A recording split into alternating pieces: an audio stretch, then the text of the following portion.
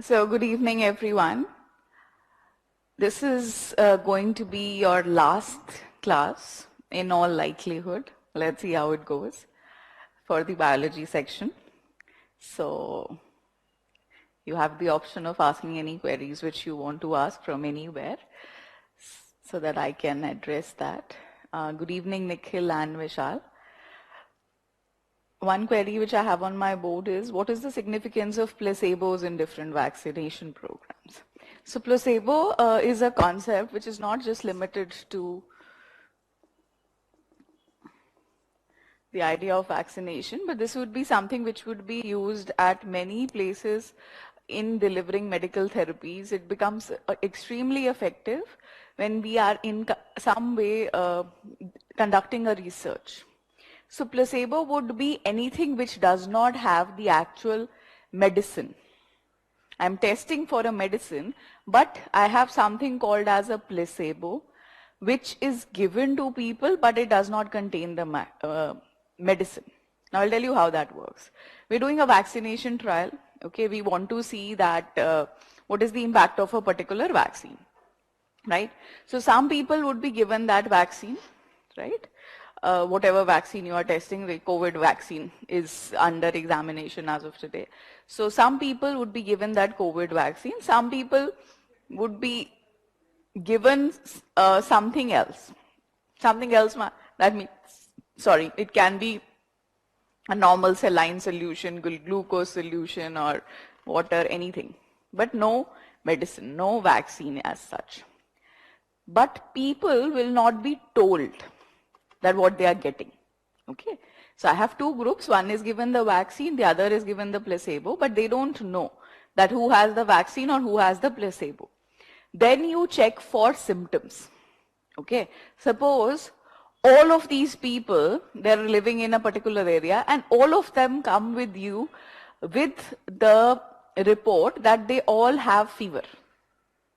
Okay, so all the people have fever. That gives you an indication that the cause of fever cannot be vaccine. Because if the cause of fever was vaccine, then how come the people who were given the placebo had the fever? So then you go on to identify other causes of fever. Fever might be of something else. Maybe there is some other infection going on in that region where these people who are under the study, they are hosted. Right? So it helps you eliminate what exactly is happening in the vaccine. Suppose there are symptoms which are arising in people only with the vaccine. Because you are giving it, you have the record. The people might not know, but you have the record. Then you will be able to confirm that, okay, this is something because which is happening just because of the vaccine. So if you understand this in terms of the experiments which you used to do, maybe in school or maybe at the level of the college if you have that kind of a background. So there you have a control experiment, right? In which that one agent is missing. So this is like a control experiment. Other than vaccination, what else could be the application of placebo is, when we give therapy, we sometimes give the placebo. So there is this concept of a hysterical patient. Okay, there is a patient who thinks he has a disease, but he might not actually have it. So it's more of a psychological thing for the patient. This is a hysterical case. So what happens is the patient comes to you and maybe with any particular complaint, you do all the thorough examination of that patient. Can you identify that the problem he has come with, he doesn't actually have that. So but he is not convinced. He is convinced that he has that, whatever disease he is talking about. So what could be done is that any medicine, like maybe a multivitamin, or maybe even a sample of, GEMS tablet, right? They could be given to the patient and be told that, okay, your problem will be addressed. So there are studies which indicate that this can also be an effective assurance for the patient, and a lot of times patients have come back and observed that, okay, now I don't have that problem, that yes, aapne bahut achhi dawai di, you have done an excellent treatment, you might just be giving multivitamins, but with the placebo effect, of that process, the patient feels better. So sometimes in therapy, especially if we are trying to eliminate the cause of the disease in that case, or it is a hysterical case of a patient, you can give a disease which would be a placebo because you're not actually targeting it, but it can sometimes have an impact. All right? Okay, please explain pro-nuclear transfer, Pooja. Pooja, we still have to study that. How can I explain it to you? I will explain pro-nuclear transfer, but we have not reached there. We've not done any aspect of biotechnology. We're supposed to do that today. Okay, so just give me maybe an hour or so to reach there. What are epithelial tissue and connective tissue? Okay, so yes, tissues are one portions which are not very important in terms of questions. So I've not taken the time to discuss that. I'll tell you one chapter which you can read. Okay, there is this class 9 NCERT book, and you have chapter number 6. Okay, this chapter is on tissues. So if you're interested, please read into it. What very briefly I can tell you, epithelial and connective tissue you have asked. Epithelial means the covering tissue, like the skin. Okay, the cells of the skin, that is your epithelial tissue, the covering tissue. And connective tissue is the second thing which you have asked. So connective tissue is usually that tissue which forms connections between different parts of the body. Like blood is a connective tissue. Okay. So tissue, basically if we have to talk about the word tissue, so it means a group of cells. A group of cells which performs one particular type of function, dedicated one particular type of function like blood, right, or muscle cells together they form the tissue, or nervous cells together form the nervous tissue. So that would be the tissue, and your two types, the skin and the epithelial and connective tissue. There are more types also. You can read about that in your book, right?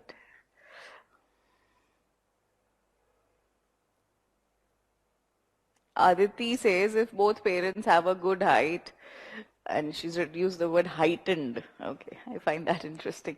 But the child grows a dwarf. So Aditi, we studied one concept, and if you remember, in your hormone section, we studied a hormone called growth hormone, which is responsible for your growth and development. And dwarfism was one condition I told you, which is associated with the deficiency of your growth hormone. So even if the parents are normal, they have a good height, the child can be a dwarf.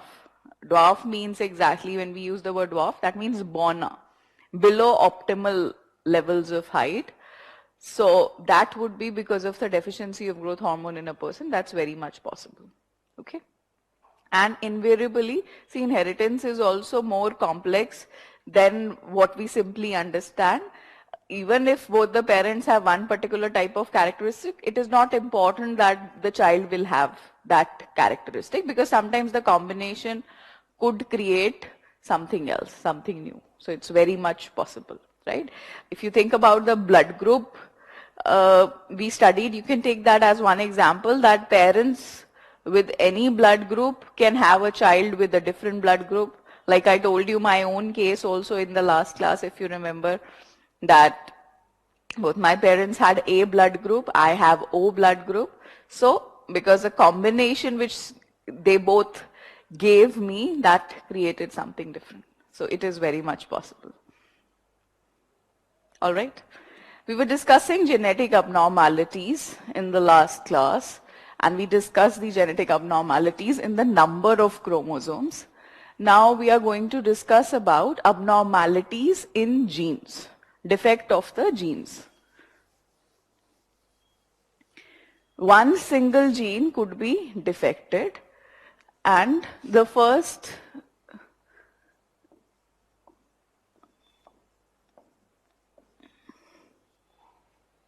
defect in your genes we are going to discuss the example of a disease called sickle cell anemia. Anemia, we've spoken about anemia a number of times. Now, in this portion, please remember I'm not going to be dictating anything. You have to take down whatever I'm putting up on the board or whatever I'm speaking and you find relevant enough to put down. So please keep up with me. Sickle cell anemia, like all anemias, would mean that there is a deficiency of hemoglobin in the body. Why there is a deficiency, that is a different case in each type of anemia. So here, in sickle cell anemia, what happens is that the shape of your red blood cells carry hemoglobin, so the shape of that red blood cell, it becomes sickle-like. I mean, this is not an exact description, but you can say it is elongated in a way and it is curved in a way that it can now hold less hemoglobin. So there is less hemoglobin in your red blood cells, and because of which there is a condition of anemia, and this is a genetic condition because of defect of a gene. Okay, there is a defective gene which causes sickle cell anemia. Now let's represent it, and if you remember what we did in the last class, we are going to try and see how the crosses are going to work out. So I am going to call this gene, the gene which is defective, I am going to call this gene as A. Okay, let me call it as A. Or even better, if you're talking about hemoglobin, let me call it as HB. So in a normal person, there are two normal genes. All the genes are available in pairs in our body. So HB and HB, this is the configuration of a normal person. No defective genes. A defective gene I am going to represent as HBS, a defective gene for sickle cell anemia. So when a person has both these genes defective, HBS and HBS, we say that the person has the disease because both his genes are defective, so this person has sickle cell anemia.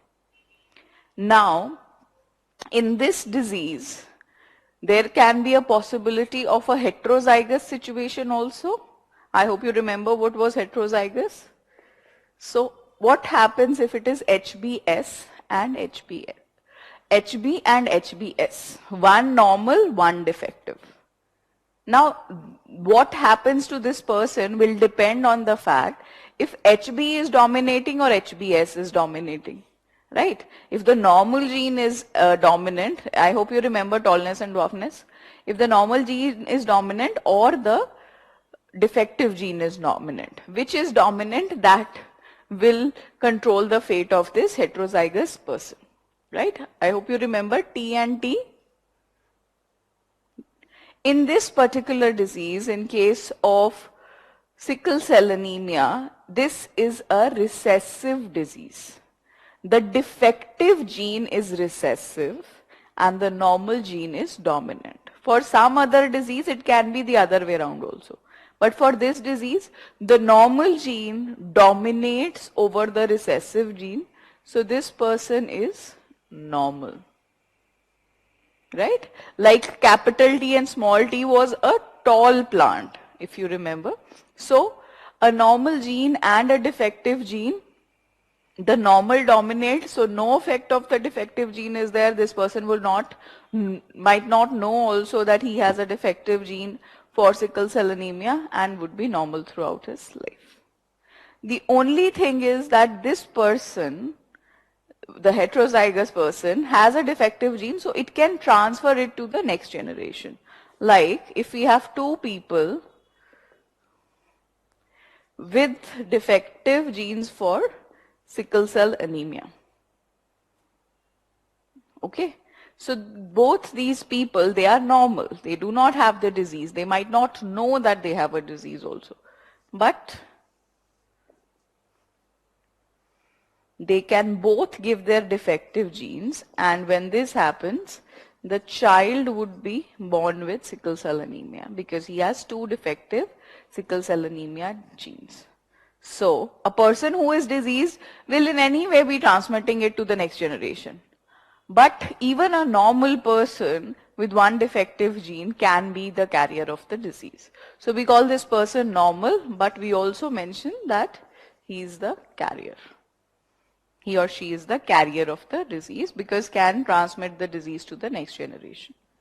So there was a question last time, somebody had asked that how does it happen that when you marry in the same family, you say that there are more chances of having a genetic disorder. This is how it happens. That there is a family, you are closely linked genetically, so there might be a defective gene which is running in your family. And if you are marrying in the same family, there are greater chances than your defective genes could combine and the recessive form would become dominant, right? Would get its expression because recessive gene we have studied expresses itself in homozygous state. So the child would be defective. It would be a greater chance of this happening because the defective gene is running in that family. Right? This was the logic to that. What you have to remember is that in gene defect, we're talking about sickle cell anemia. Now, I'm going to use a broader term for this, for sickle cell anemia, and we are going to say that this is a autosomal, because this gene which is responsible for causing you sickle cell anemia, it is on one of the first 22 chromosomes, so on the autosomes. So we say it is an autosomal and it is a recessive. Recessive because the defective gene is recessive, the normal gene is dominant. So autosomal recessive disease. This is a autosomal recessive disease. Okay, so take some idea of this. This is what you need to remember, that what is normal, what is diseased. Diseased, because it is a recessive disease, so diseased has to be in the homozygous form, and then in the heterozygous form, recessive disease, so the person is normal but has the potential of taking the disease to the next generation. So normal but carrier. All right. This same concept we are going to study on the sex chromosomes also. If there is a genetic defect on the sex chromosome, how does that play out? So now we will have sex-linked recessive disease. Sex-linked or sex chromosome-linked .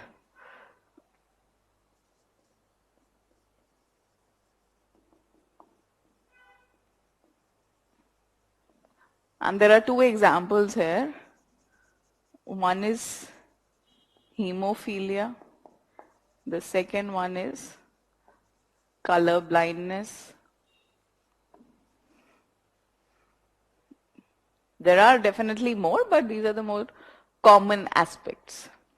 Now, you have to know something about the X and Y chromosome, that in between both of them, X is the bigger chromosome, larger in size, it has more genes, and Y is the smaller chromosome. Y chromosome has less number of genes, X chromosome has more number of genes, it is larger in size.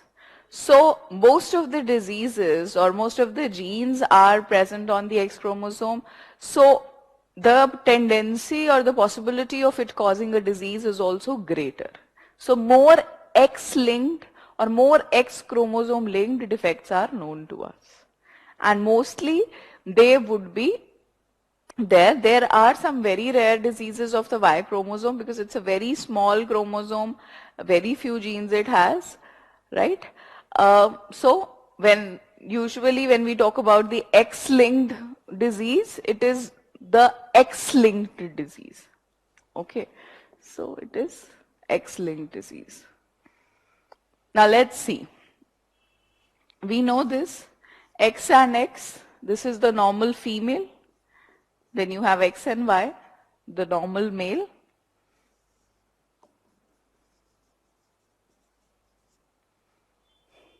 Now, let's talk about a case of a defective gene for hemophilia on X chromosome. So, XH, XH, this would be a hemophilic female.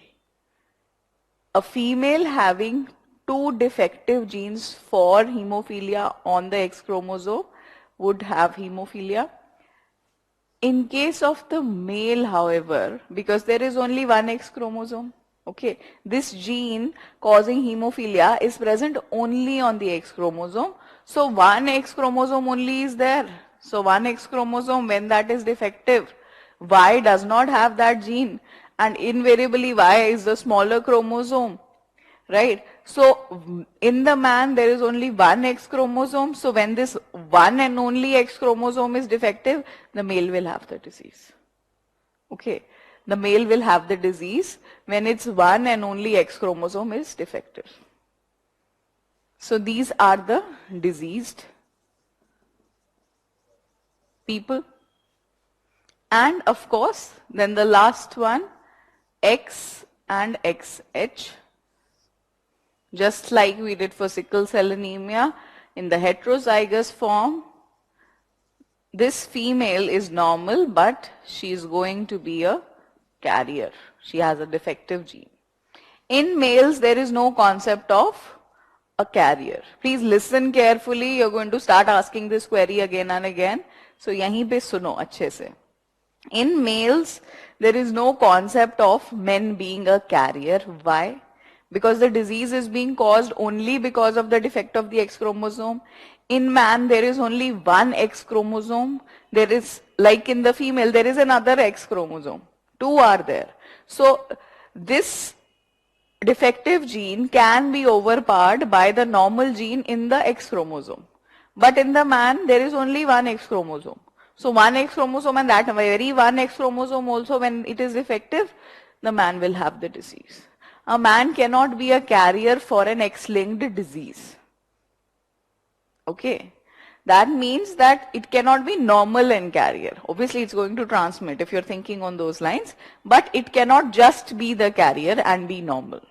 Once it gets a defective gene on its X chromosome, it will manifest in the form of a disease because the Y chromosome is different from the X chromosome. It is smaller.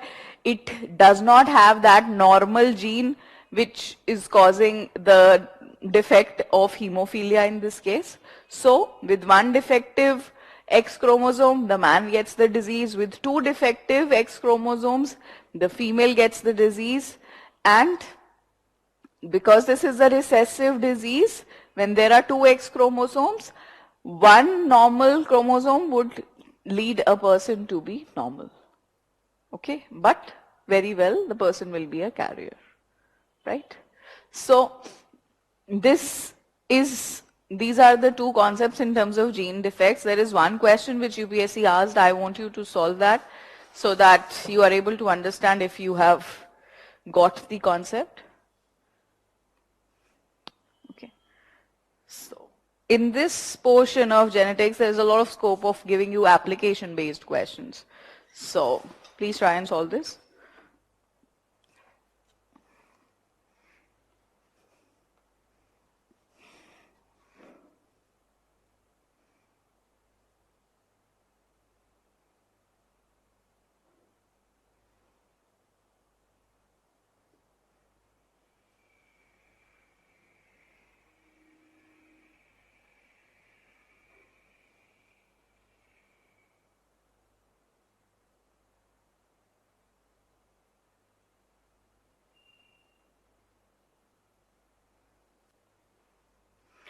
Okay, so Lakshya has asked, can sickle cell anemia happen through the 21st chromosome because it is generally related to Down syndrome? No. Sickle cell anemia, I'm not very sure, but I think it is the 6th chromosome. It is a defect in the gene on the 6th chromosome.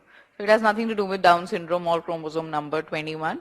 But very well you can actually check. What I can remember, I think it should be chromosome number 6. But please check. In any case, it has nothing to do with chromosome number 21. And it has nothing to do with Down's syndrome. Where these defective genes are present, that is fixed. Okay, it's not that it will be available anywhere. The sickle cell anemia is there on a fixed chromosome. Like hemophilia gene is there on X chromosome. Okay, Pranjali has asked, a question which I do not really understand. Okay, first of all, it is HB, Pranjali. You've written HH, so I've written HB. HB can lead to one chance of HH. Isn't it very much possible?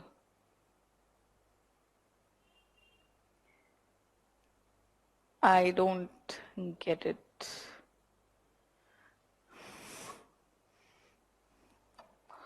Your answers are of all kinds. I have D by Shambhu, B by Sumit and Aman, and D by Smriti, B by Anjali, or B hai koi option kya? Okay, A also I have. Ishika says it should be A, and Anumula says it should be C. चलो सब option हो गए, अभी question solve करते हैं. Let me what Pranjali was saying was that I think HB gives one chance of HB.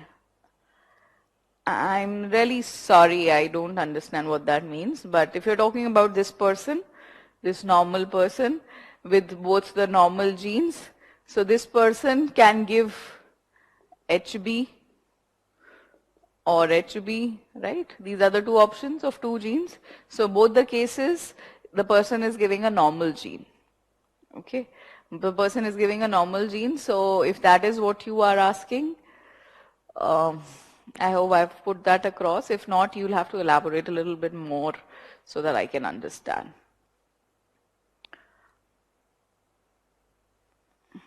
Okay, so I also have answers like maybe option B. Maybe nahi chalega paper mein.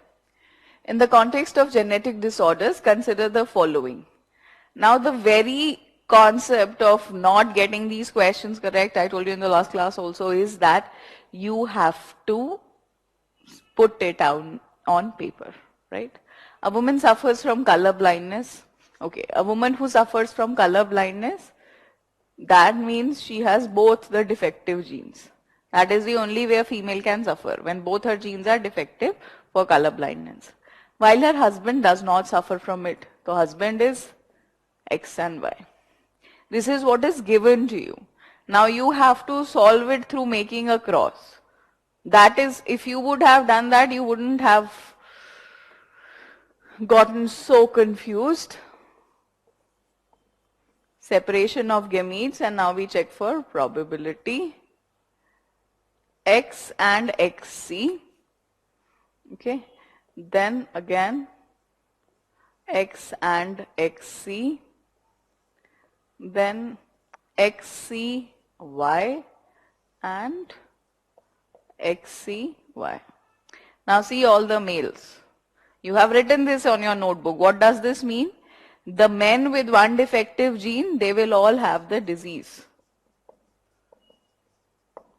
And the females with one defective gene, they do not have the disease, they are normal.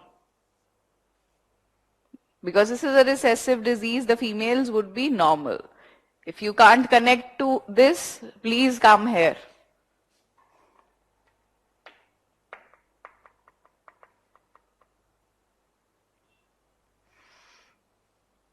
H की जगह we have C here. Hemophilia and color blindness, I told you both of these are X-linked disease. So XH, one defective gene on the X chromosome, is a diseased male. So that was the configuration we had there. Now female with one defective gene, female is normal. So what would be your answer? The answer would be son suffers from color blindness, right? That's what we have seen in all the cases of the son, all the males, while the daughter does not suffer from it. So answer would be D. Anybody who did not have D, please try and solve this again. Go through what you have written here and try and reflect. The answer would be D. Rajbala says that can we say a Y-linked disease is an sex-linked disease? Yes, Rajbala, absolutely. And if there is a defect in on the Y chromosome also, it is still going to be a sex-linked disease. Okay, those diseases are less common, but yes, they are definitely there. So you are absolutely correct. Is mutation related to growth hormones? It's not necessary that there would be some mutation. Abnormality in levels of hormones can be just simply a functional phenomena without any genetic logic behind it. So it's not a necessary condition, but definitely a mutation can also cause it. Now, what exactly is mutation? For those of you who are wondering, mutation would mean that any change that has happened in the genetic setup. Like you have genes, you have chromosomes, they are being transmitted from one generation to the other. So in that process, sometimes some defect appears, some change appears. The exact way in which it is supposed to be transmitted, it's not transmitted in that way, and any change in your genetic material, that would be called mutation. That mutation would be because of, overexposure to some radiations. Suppose there is an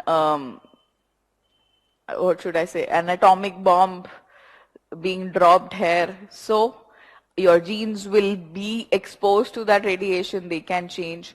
Or through different time periods, different generations, in hundreds of years, thousands, millions of years, I'll say, genes keep undergoing some changes, and that is how new species are also formed as a result of accumulation of these mutations, right? So that is what mutation is. Okay, so is ligament or skeleton or muscular system, is that important? So in that chapter of tissues which I told you, you can go through it. All this is a part of connective tissue. So not very important unless and until it comes to you in the form of a current affairs where, as I always say, some research, some latest, some happening has been there around these. But because it has come to your mind, in order to satisfy that curiosity, just go through that NCERT chapter once, right? You will have some basic idea, but yes, not very important. Okay.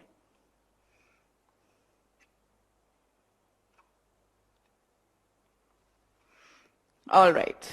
So now what we are going to do is we are going to talk about biotechnology or applications of all these ideas of genetics which we have learned till here, and we are going to see the different technological applications of these things or these concepts.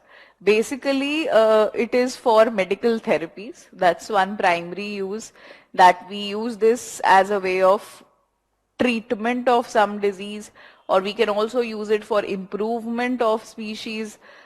And these ideas of genetic engineering, right? That is the term we use. Genetic engineering means that we engineer or we alter our DNA or RNA. Right? We've studied what is DNA, we studied what is RNA. So any alteration we try to do in that, we say it is genetic engineering. Right? And when we apply these concepts of genetic engineering to human application, maybe we do the gene manipulation or DNA manipulation in plants, produce better variety of plants.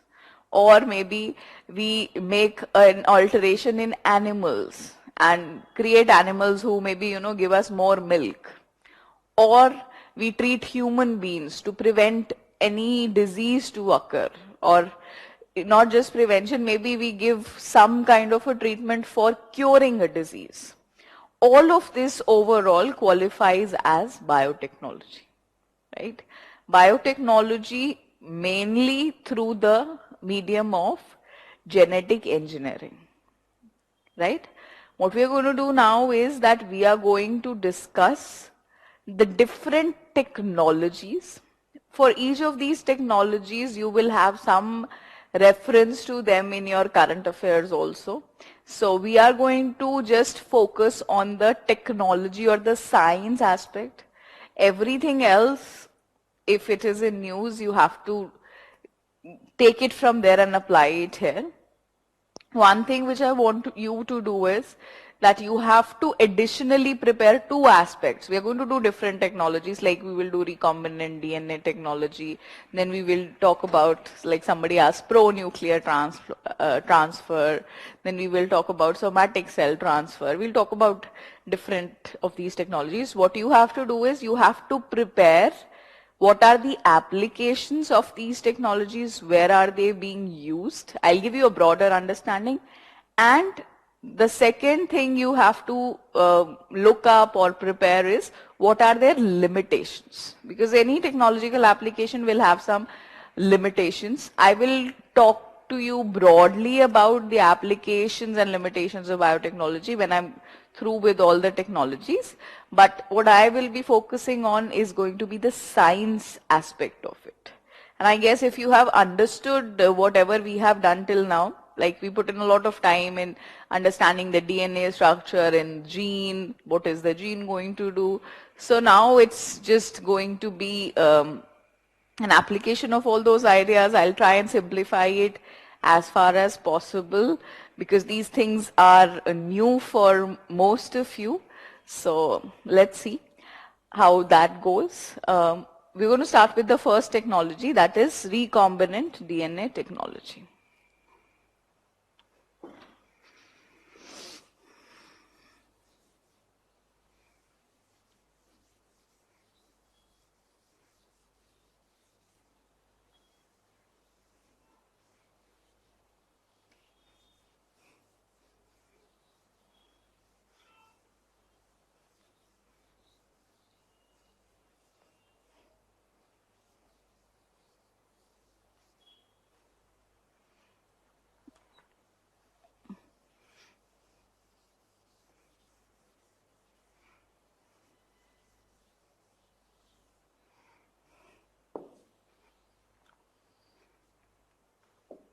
Okay, so you remember DNA, RNA, or genetic material in general? It was made up of three things: a nitrogenous base, pentose sugar, and phosphate, right? Everywhere DNA is found, and it is found everywhere. We have established that in plants, in viruses, in bacteria, in malarial parasite, in protozoa, in fungi, everywhere DNA is found. And everywhere this DNA is found, it will always have the same pattern, right? Just the arrangement of nitrogenous bases is going to be different. That is what we understood. But because this remains the same, this gives us an opportunity to join DNA segments from different organisms and make a new DNA. Why it is possible to take DNA from a bacteria and put it into a plant is because chemically the nature of DNA remains the same.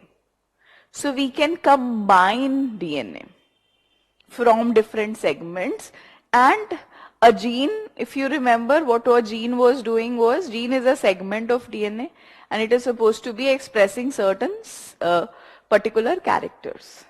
So that gene, even if it goes into a different organism, it is still going to do its original role, because that's how its arrangement is there.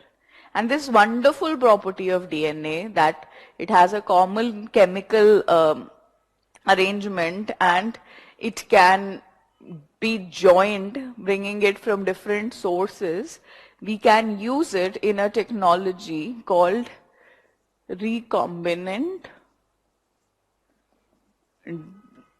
DNA. We can create recombinant DNAs. That means we can combine DNAs from different places and we can join them.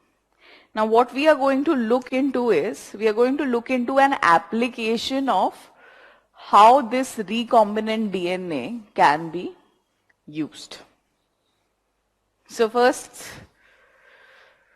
I'll just take you through this broader concept and then I will talk specifically about the steps.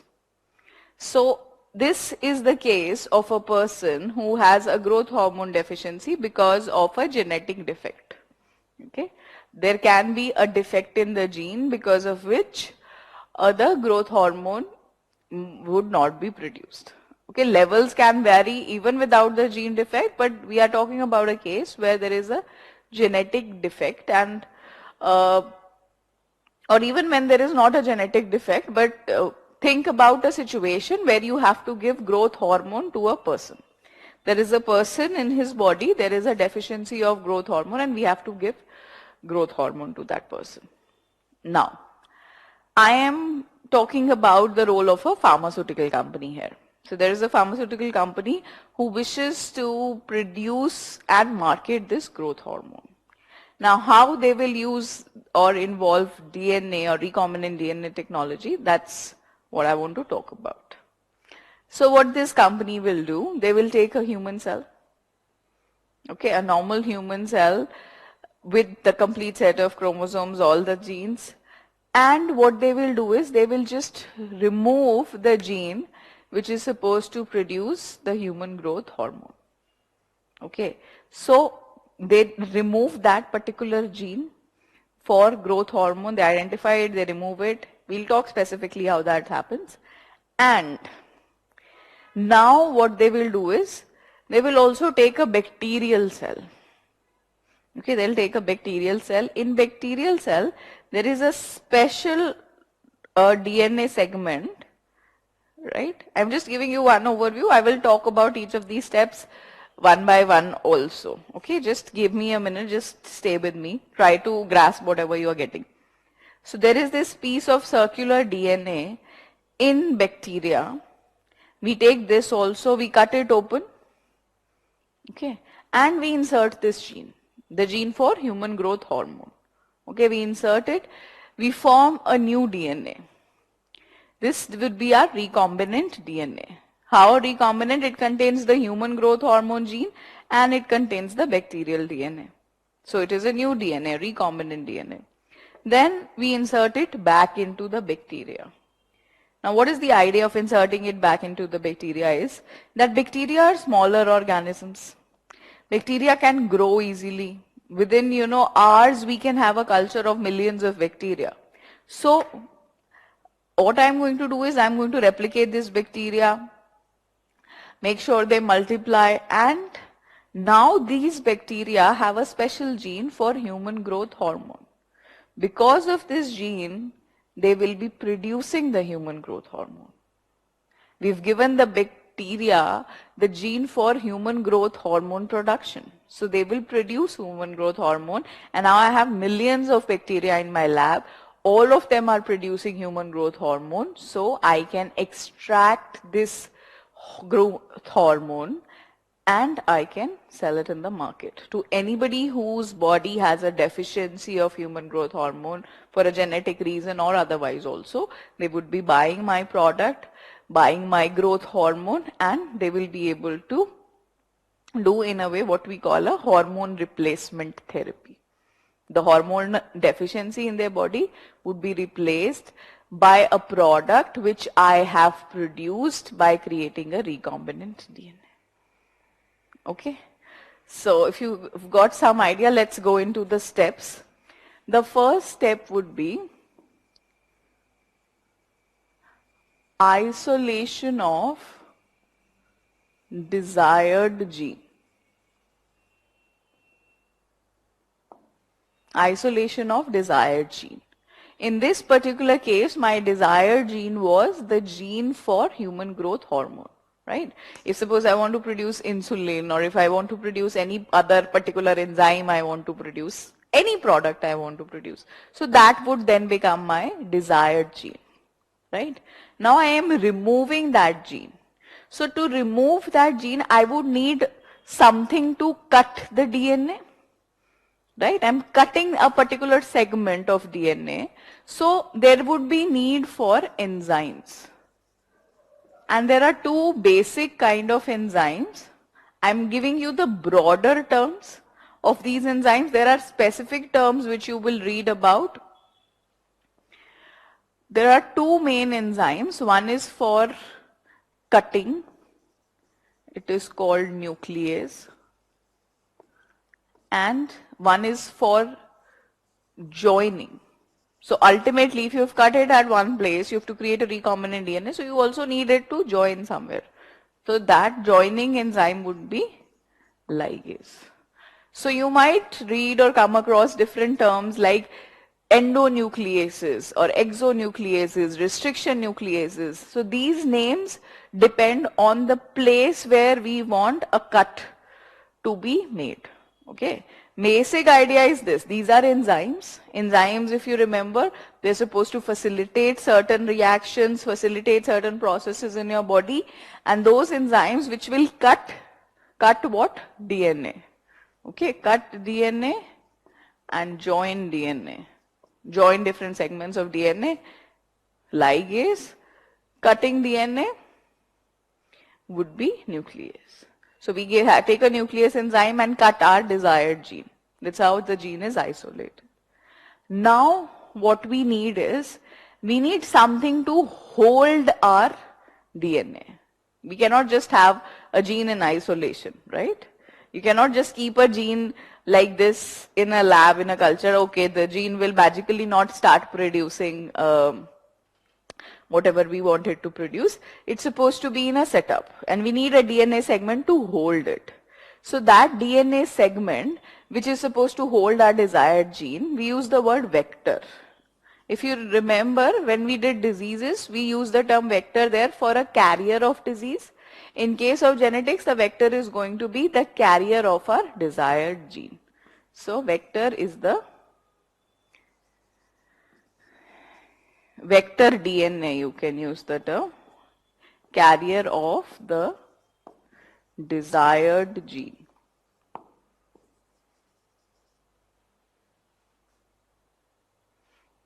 Vector carries the desired DNA gene. Vector is a piece of DNA which carries the desired gene. In this case, we are using the plasmid. We're using the plasmid in this case. What is plasmid? It is the independent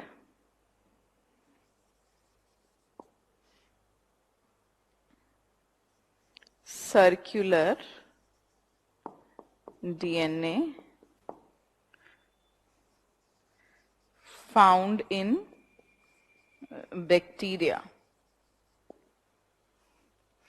Independent circular DNA found in bacteria. Why I say independent? That there is one main genetic material of the bacteria which is there in the nucleoid region. This plasmid is separate from that. And because it is separate, it has an advantage that we can easily remove it and manipulate it. Right? We could have, the rat's DNA also as the vector DNA. It would serve the same purpose, but why we are taking this plasmid is because it is easier to extract. We're doing this process in the lab. The bacteria are easier to manipulate, right, than manipulating a cow or a rat or a crow or something like that. I hope you get that logic. Okay, so we're using a vector to hold our piece of DNA. In this case, it is a plasmid, which is an independent circular DNA, which is found in bacteria, right? We'll cut this open and we will make the two pieces of DNA, that is the plasmid and the desired gene. They will join through the ligase, right? And after that, they are inserted back in the bacteria.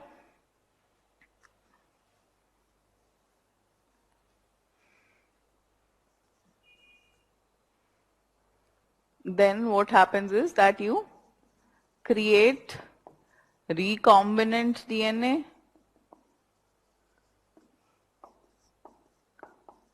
Right? Recombinant DNA by joining the desired gene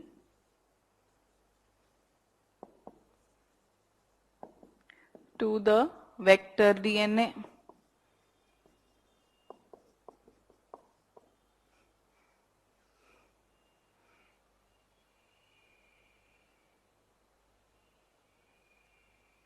And finally, we have insertion of this recombinant DNA in the bacteria in this case.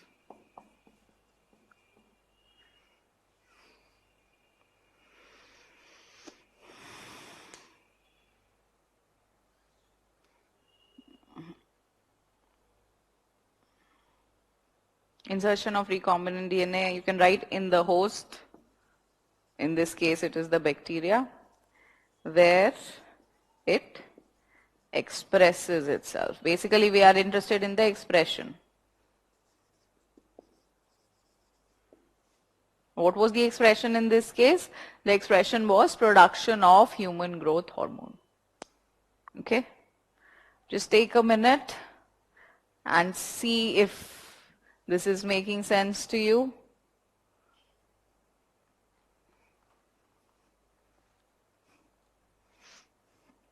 I hope you have noted all of this down. And with that, you also solve the UPSC question.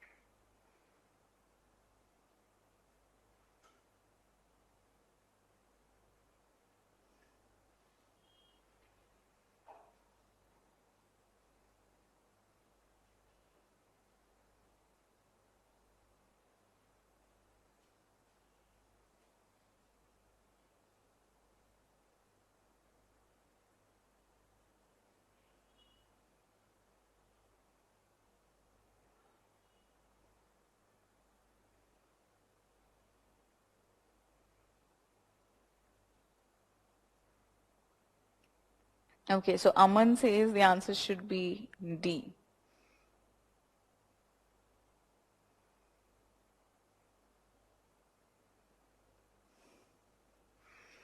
Okay, so Siddharth has asked, are there any other diseases which are sex-linked other than hemoglobin and color blindness? So Siddharth, pehle to it's not hemoglobin, it is supposed to be hemophilia.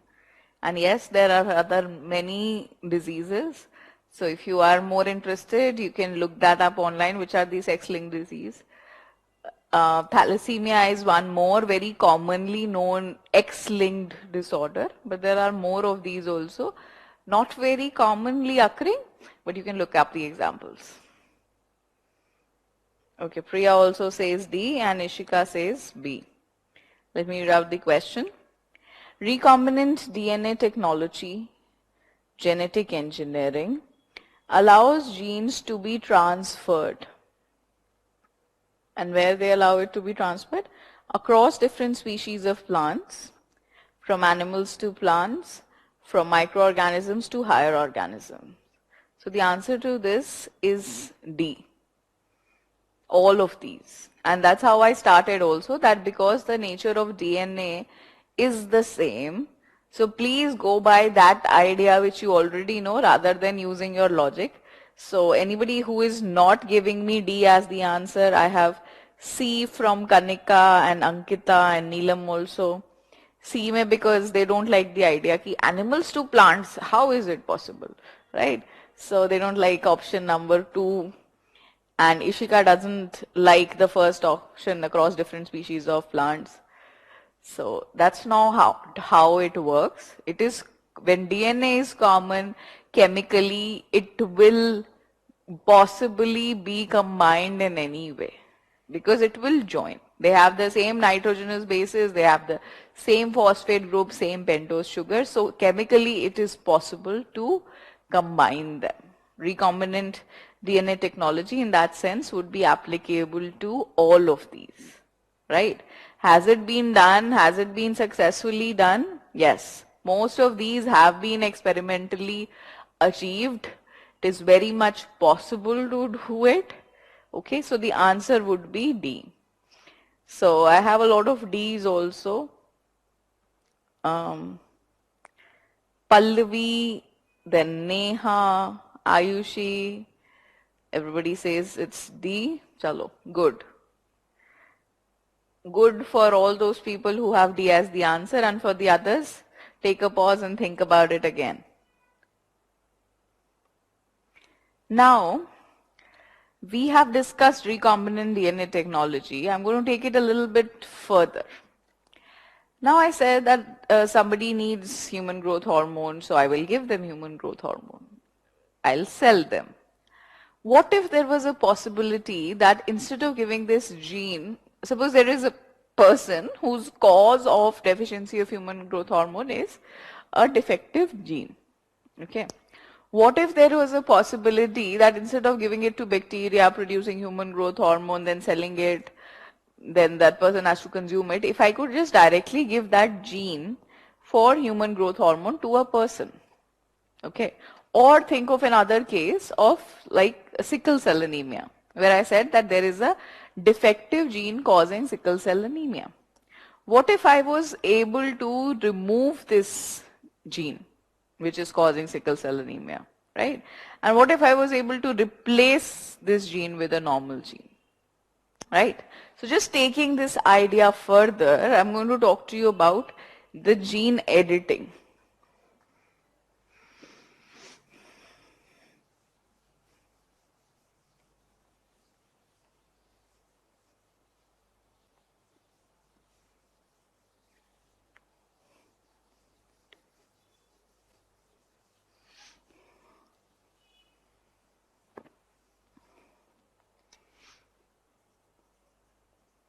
Gene editing, basic concept is same. We can cut DNA, we can join DNA.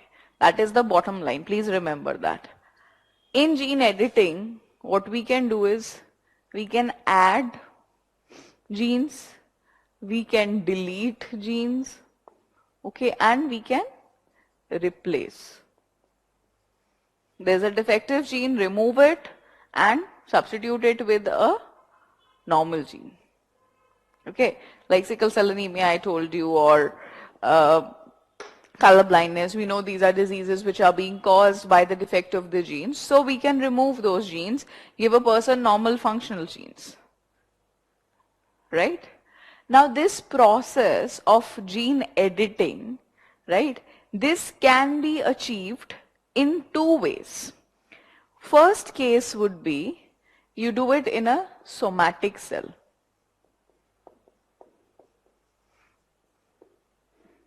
And the second would be when you do it in gametes. Okay. Suppose there is a mother who is, say, colorblind. Okay. So both her X chromosomes have defective genes for color blindness. Now we know that whenever she is going to have a child, she is going to give that child a defective gene for your color blindness. And suppose the father is also defective. Okay. So what we can do is we can take her eggs, and in the DNA of her eggs we can do gene editing. And with that gene editing, what we can do is we can remove the defective gene for color blindness, just to ensure that with that egg, when a baby is born, that baby does not have the disease. Okay. So if we do any changes in the sex cells, in the gametes, then it is going to be that change. Now this mother, right, in whose gametes or in whose eggs I am making the change, it is not that her color blindness will not be cured, right? She still gets to suffer, but this change which we have given, that is transferred to the next generation.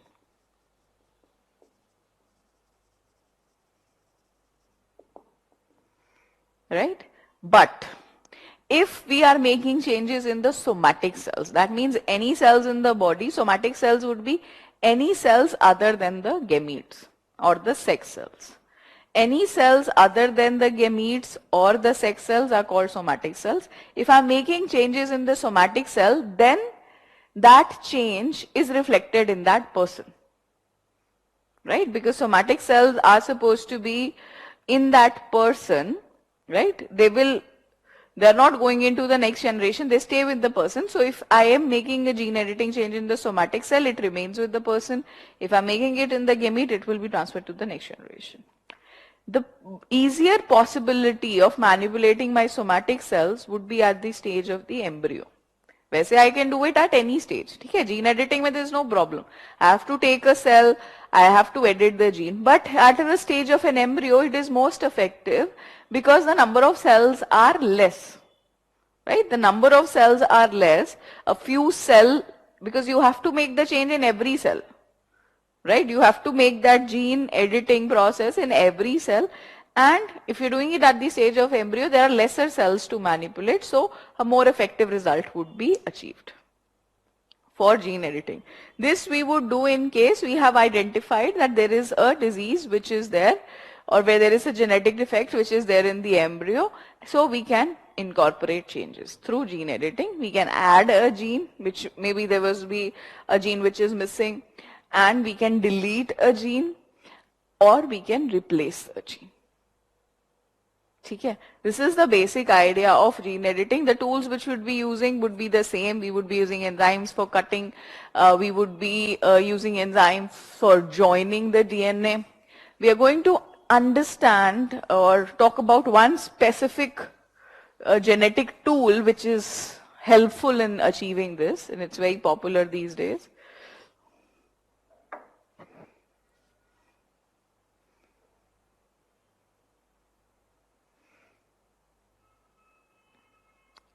Okay, so Kunal is asking, how do plant extracts work in cancer cure? So Kunal, I have no idea about that, right? That this is a very specific research-based question. So what plant are you talking about? What kind of cancer are you talking about? What is being extracted for the plant? This is a very open-ended and vague question. So I am in no position and no competence to answer this, and you don't need to know that also unless and until there is some specific research which you're talking about or some specific product you're talking about, then maybe it becomes an issue to be discussed. This is very open-ended. Okay. Swapnil says, what is genetic drift? Okay, so here also you've caught me a little off guard. I'm really sorry, Swapnil, I can't recollect. So Nikhil will have to help you in this. Nikhil, if you could just look up what is genetic drift and answer this to Swapnil. At the moment, it has to do something with the concept of evolution of species, but exactly I cannot recollect that at the moment. All right? Okay. So, this gene editing to be applicable, we use different types of tools, right? And one tool which has also won the Nobel Prize this year is what we are going to talk about here. First, let me just broadly give you an overview in a very simplified way of the concept. Then I'll talk about the specific things. So there is a cell. Right, there is a nucleus in the cell. In the nucleus, we know we have chromosomes. Right, this we have established again and again. Then, in this part, there is a smaller segment. Okay, a smaller segment where we wish to achieve that gene editing. Right, and this is that part. Right. Now, how do we identify this part, or in that whole strand of DNA, how do we reach to this part? For that, we can have a guidance molecule. We can create a guidance molecule. We can program your strands. This is usually an RNA molecule. We can create RNA molecules to identify specific locations on your DNA. Okay. This is a programmable exercise. This is possible. Anything which we are looking for, any defect, like we know what the defective sickle cell anemia gene looks like. So, because we know it, in order to identify it, we can create an RNA strand for that particular defective gene, and that acts as a guidance molecule. So, it goes there, identifies that particular piece, and along with this guidance molecule, there is also a DNA cutting enzyme, After it has been located, you have to remove that also. So DNA cutting enzyme is your nuclease. So we have a nuclease enzyme which cuts down this defective DNA strand or this defective piece of the gene. Okay? Because they've used the word DNA editing, so they've written DNA strand. This can reflect as a gene editing also. And then once this has been removed, the cell through its normal repair processes will heal the DNA. A new strand can be there. If you want to give in a gene, you can give a gene also here along with it, right? Basically, there are two parts of this. One is that you need to give a guidance molecule and you need to give a DNA cutting enzyme. The application I am talking about, maybe you've heard about this also, is CRISPR. So there are different ways in which genetic editing can be done, it can be achieved. CRISPR is one that received Nobel Prize in Chemistry in 2020, so you might have read about it. If you're going through current affairs, so okay, you've just started, so maybe you've not gone through that. This was somewhere in September, October it happened. This has been a technology which has been around for quite a few years. UPSC has already asked question twice on CRISPR. So let's see what this is. The full form of CRISPR is clustered regularly interspaced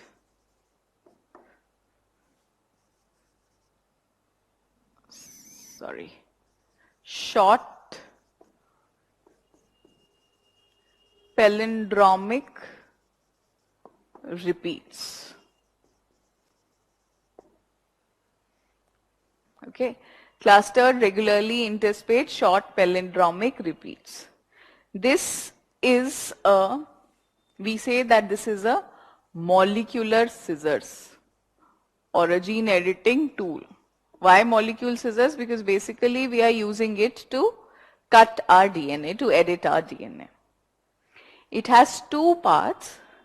One is the guidance molecule. As I have told you, that guidance molecule is single guided RNA.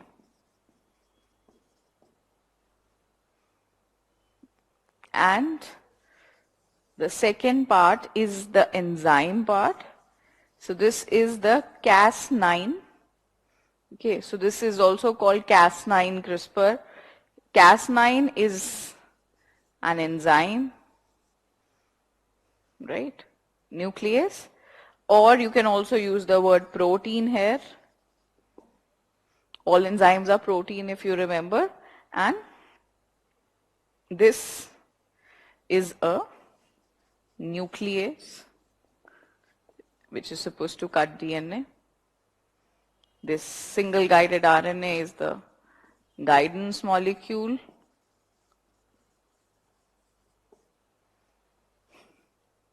Right? You can write down single guided RNA. If you want to put it in like one line, you can write down single guided RNA. Single guided RNA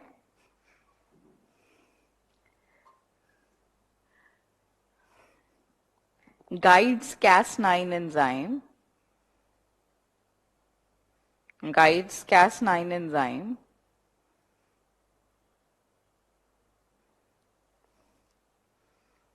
to a specific part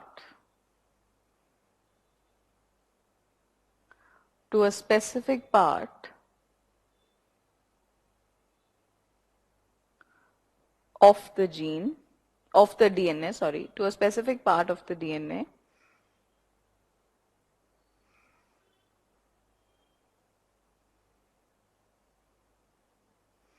and the Cas9 nuclease,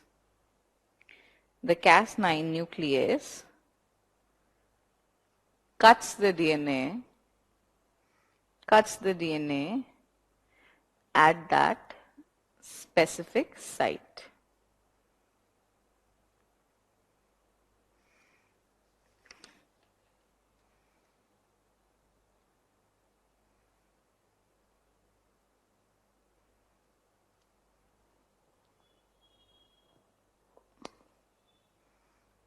You can also write down gene editing in one line. Gene editing is a process. Gene editing is a process in which genes are added,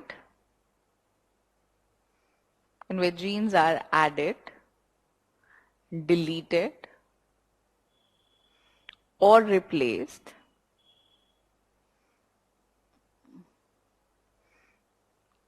by the use of genetic engineering.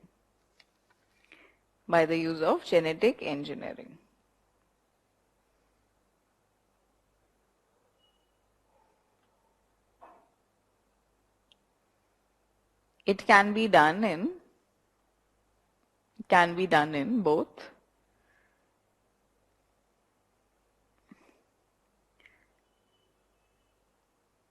somatic cells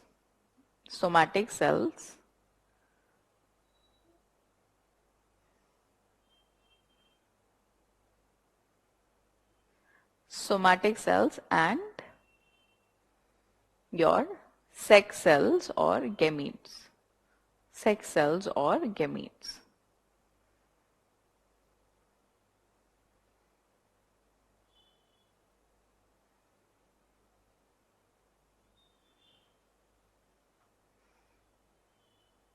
In case of a hereditary disease, diagnosed in a child, hereditary disease diagnosed in a child or an embryo, a normal corrective gene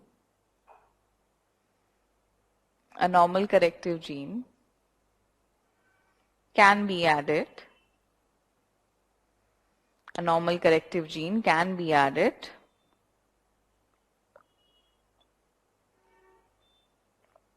To take over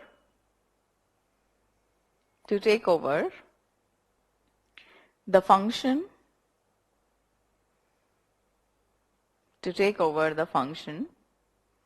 to compensate for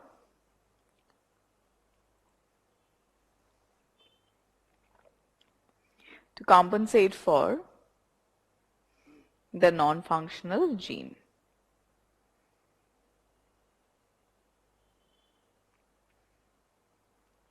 Okay.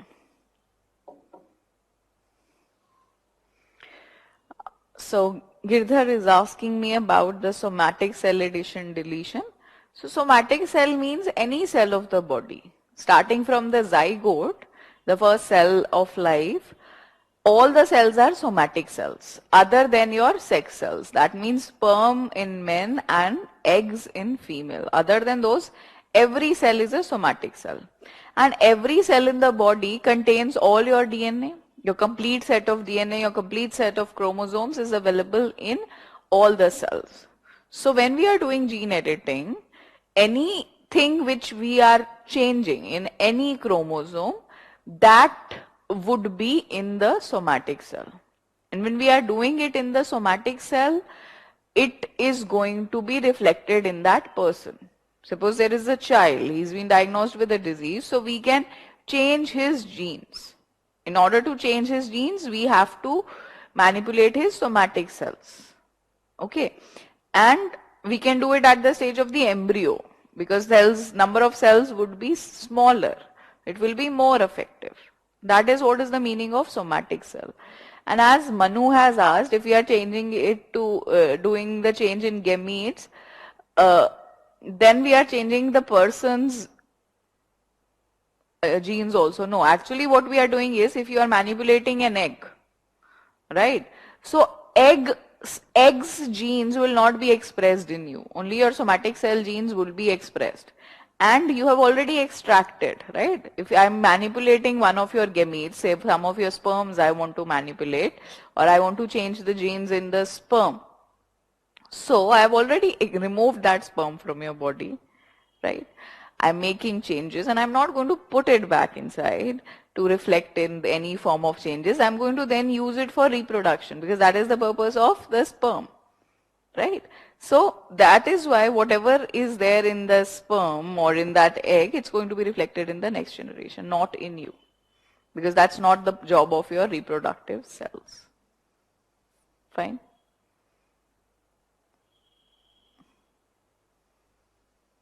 Okay. Now, this, other than therapeutic aspect, there is one more very interesting concept which is called a designer baby. Okay, so this is also something you will read, and in fact CRISPR has been used in China. It is actually believed to have been used in China for the purpose of creation of designer babies. Now what is a designer baby? I spoke to you about diseases, that I want to do correction of diseases. I want to correct thalassemia, I want to correct hemophilia, I want to correct sickle cell anemia. So I'm doing a process of gene editing, right? Or maybe I'm curing a hormonal deficiency. But sometimes what can happen is, see, this technology, we can use it for any gene. Okay, we can use it for any gene. It's not that only sickle cell anemia gene or defective gene I will be able to manipulate. I can manipulate a normal gene also. Okay, I can very well manipulate a normal gene also. So what happens is that when I do it in a normal gene, suppose I'll give you this example, that I decide that I am very fond of blue colored eyes. Okay, so I like babies with blue eyes, and then I decide that, okay, I want to have a baby, but the precondition is that the baby should have blue eyes. Okay, that's like my thing. It has absolutely no logic. It has absolutely no clinical relevance. It has no aspects where, it is needed. It's not needed. It's not a therapeutic requirement, but because I like it, I can do it. So when I do that, I'm creating, I can still change the genes. I can change the genes. I can give my baby the gene at the stage of the embryo. I can make that change, and with that change, the baby will have blue eyes. But it was not needed. So this is a designer baby, a customized baby I have created. Again, that is one thing which is an ethical issue as far as this technology is concerned. And CRISPR, despite the fact that it's a very easy technology and it can have very wide applications, it has not been put into practice. Right? There is still a moratorium. They want to study it a bit more, because there can be negative implications of this. Right? It could be misused. So there is this lady, Jennifer is her name. She's the one who has won the Nobel Prize in chemistry this year for CRISPR technology. So there is a 15-minute TED talk. Okay, TED Talks are there, and this is a 15-minute TED talk where she discussed this technology, how it came. It was derived from bacteria. This is a way in which bacteria protect themselves against virus. So you can listen to that. You will find that you can connect with it, and particularly because of winning the Nobel Prize, this is important now. It was always important. That's why 2 questions already have been asked, but still, you can maybe read, listen to that. She talks about how this could be misused. And this idea of designer babies is one aspect where it could be misused.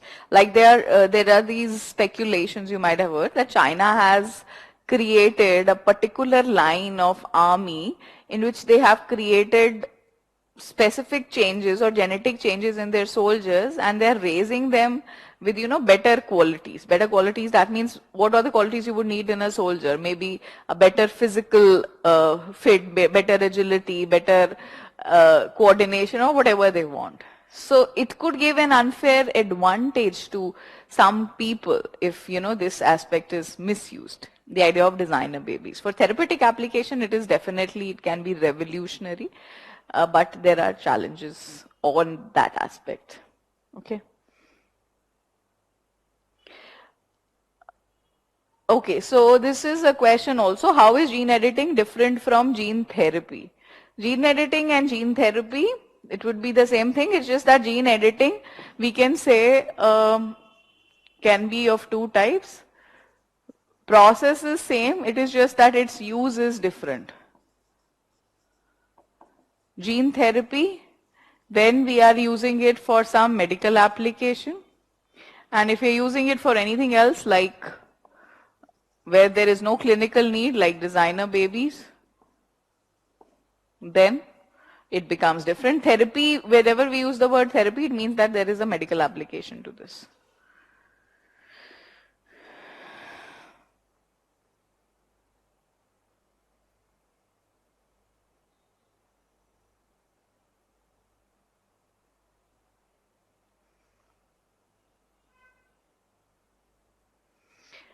Vishwanath is saying during replacement, if a base is replaced by another base, where will it find its complementary pair? Would it not lead to DNA disintegration? See, if you're talking about gene editing, Vishwanath, then in gene editing, the base will not be replaced. It is that whole set of DNA which is going and joining somewhere else or being removed. If in any situation, if a base is removed, like you have said that T is there, okay, so there would be A on one side, T on other side, but this T would be replaced by C. That's what is the hypothetical situation is given. If such an abnormality happens, this would be a case of a mutation. This would be definitely leading to disintegration or disruption in the DNA. The DNA might break at this site, right? And as far as finding a complementary base is concerned, if this mutation goes through, a lot of times when such abrupt changes they take place, the DNA falls out and it is like an unsuccessful transmission or unsuccessful replication. But in nature, there are always exceptions. If this goes through, if this replacement, as you have called it, this mutation it goes through, then the cell has the apparatus, the cell has the bases, so complementary bases would be there in the cell. Nitrogenous bases are available, it will come and join and G would be there, but now this would become an entirely different gene. It would have a very abnormal, a different kind of an expression if that happens. So that would be expressed as an abnormality. There are definite chances of this not going through DNA disintegration as you've mentioned, but again the possibility of the replacement is also there. That is what we would say is a mutation happening. Okay. Avinash has asked me about gene silencing. Okay. So this is another technology.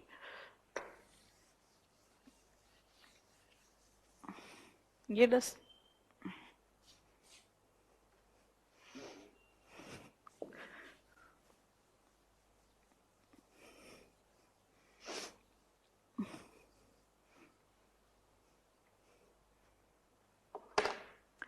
So I hope you remember this, that there was DNA.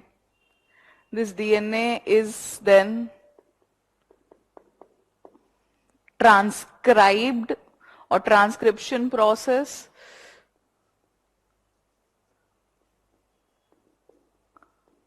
In this transcription, mRNA or messenger RNA is developed, and then this mRNA forms proteins through the process of translation.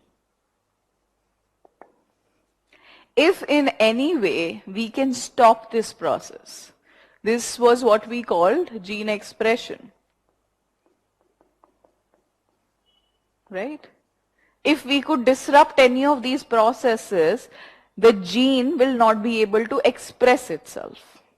Okay, the gene will not be able to express itself if we hinder this process. Okay, so when we are able to do that, we say we have silenced the gene. I'll give you an example also how we can do that.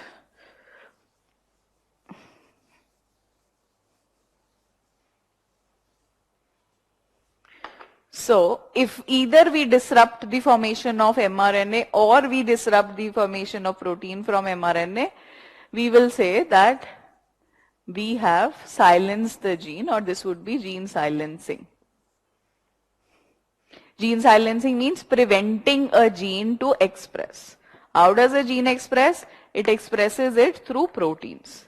And the most common way in which this happens is through a special type of RNA called RNA interference. Or it is called iRNA.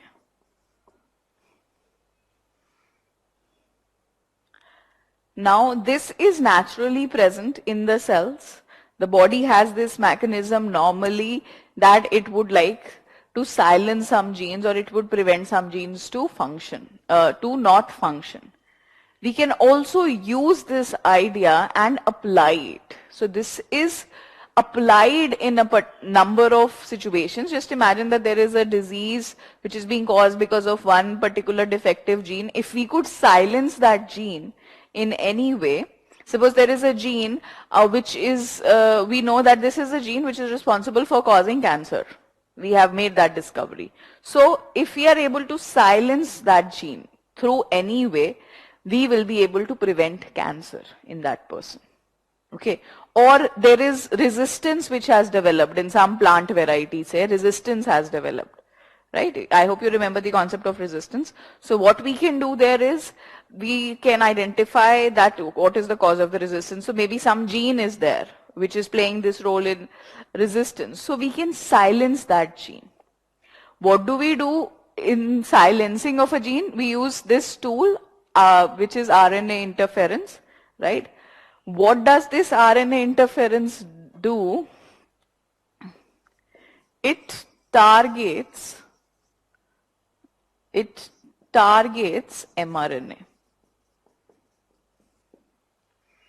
It targets mRNA, and if mRNA is targeted, that means mRNA now cannot produce protein. So in this type of gene silencing, which is the most common way, it is that transcription has already taken place. Okay, DNA has been transcribed to RNA, but translation is the process which is prevented. So RNA interference for gene silencing, it is also called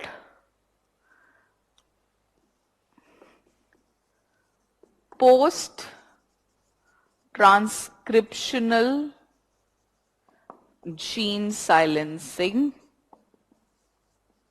technology.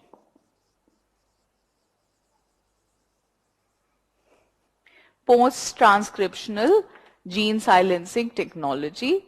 So basically it means you are preventing mRNA to do its job, okay?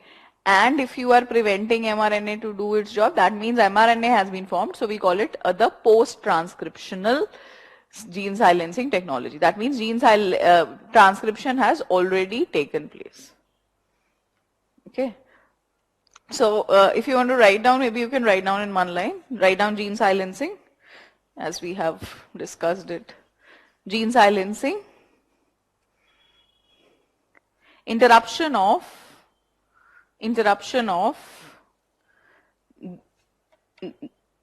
the expression of a gene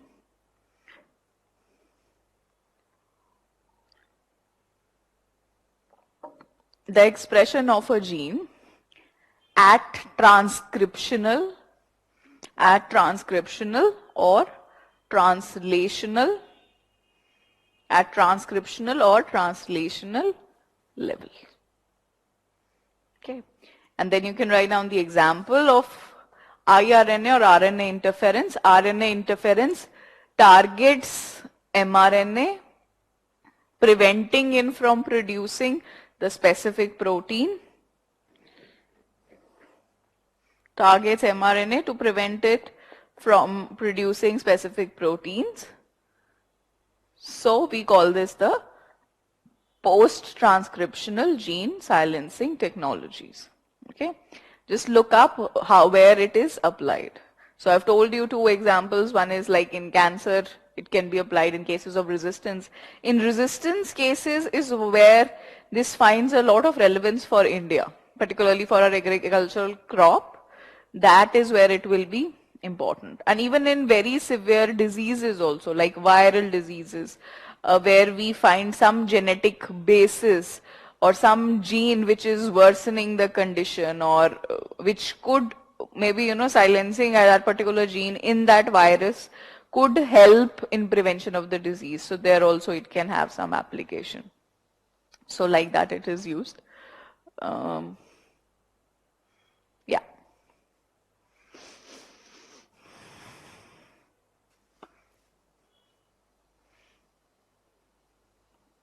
Okay, all right. So what I'm going to do is I'm going to take a break here and then we will continue further. Next is your pro-nuclear technology. Okay.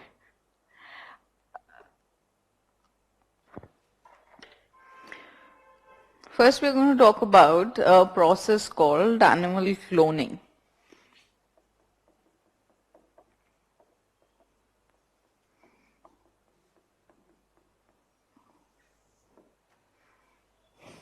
Okay. So what happens in the process of cloning, or what do we mean simply by the term cloning, is that how we can replicate something. We duplicate something. And what are we dealing with here is that we are dealing with DNA. Okay, so we are dealing with DNA. We are going to duplicate somebody's DNA and create another copy of that human being or that animal or that plant, however. That is what is cloning. So for animal cloning, the first thing you need to know is that we are going to take a somatic cell.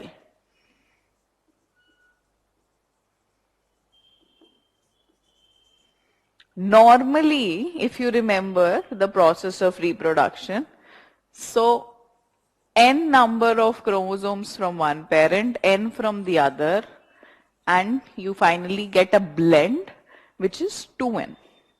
Okay, this 2n is a combination of both the parents. So the child is getting half of his characteristics from his mother, half of it from the father. If I want to create the whole copy of one person only, if I want that exactly the child born should be like the parent, that would mean that this whole 2n should come from that one parent only. So, because all the somatic cells of your body, they contain 2n number of chromosomes, so I am going to take a somatic cell. Somatic cell from whom? From the person to be cloned.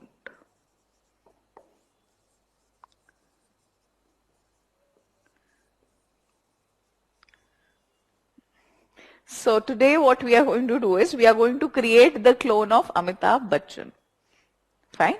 So if I want to create another copy of Amitabh Bachchan having all the characteristics like Amitabh Bachchan, so what I am going to do is that I'm going to take any of his body's cell. When I say somatic cell, that means any cell other than his sex cells, other than his gametes, other than his sperm. Other than that, any cell of his body I can take. Right? All those cells are going to have 2n, the whole set of his chromosome would be there, so I am going to take that. Right? But what is the problem is that this property, after the zygote is formed, this zygote starts dividing into multiple cells and an embryo is formed, right? Then this embryo develops into a baby. This property of starting to divide into multiple cells, growing and forming an embryo, that is present only in the egg. Right? Your normal hair cell or skin cell does not have this property to start developing into an embryo. That is the exclusive property of an egg. So I would need an egg here. So what I'm going to do is I'm going to take an egg from any female. Any female, it doesn't make a difference. What I just need is that I need an egg. So I take an egg. Right? Egg, as such, it contains half the number of chromosomes. right? This egg is from a donor, and obviously because it is an egg, so this donor has to be a female. Fine. But I don't need her genetic material. I need the egg, I need the properties of dividing, so that all those things are in the cytoplasm. I don't need her nucleus. Okay, I don't need her genetic material, because if she gives the genetic material, then her properties would also be coming. But we don't need anything from her. We want the whole genetic material or the exact copy of Amitabh Bachchan only. So what we can do is we'll do a process called enucleation. Enucleation, which means removal of the nucleus.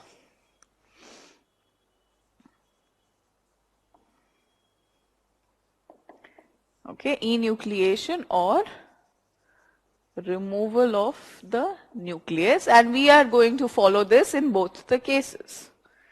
So from the somatic cell, we keep the nucleus. Somatic cell nucleus, okay, and from the donor female, I will keep the empty egg. I will remove and destroy the nucleus, empty egg from donor. Okay, so I have the nucleus, I have all the genetic material here, and I have an empty egg. What I can do now is I can do a cell fusion. I will make my nucleus join into this empty egg or go into this empty egg, giving me a new cell. Okay, the new cell would be there, and I am going to call this process as somatic cell nuclear transfer technology. Somatic cell nuclear transfer technology. That is, why is it called so? Because the somatic cell's nucleus, I am going to transfer it to an empty egg, so that I get a new egg. This is an egg, and it has 2n. So once the egg has the complete set of chromosomes, it can be stimulated in the lab to start dividing. Because but in this case, the only difference is the whole set has come from one person, which is Amitabh Bachchan. So this cell is then stimulated. All this process is taking place in the lab, right? Stimulated in the lab to divide and form an embryo, because that's what we are interested in, formation of an embryo, right? So we have this egg, okay, so this is an egg with somatic cell nucleus,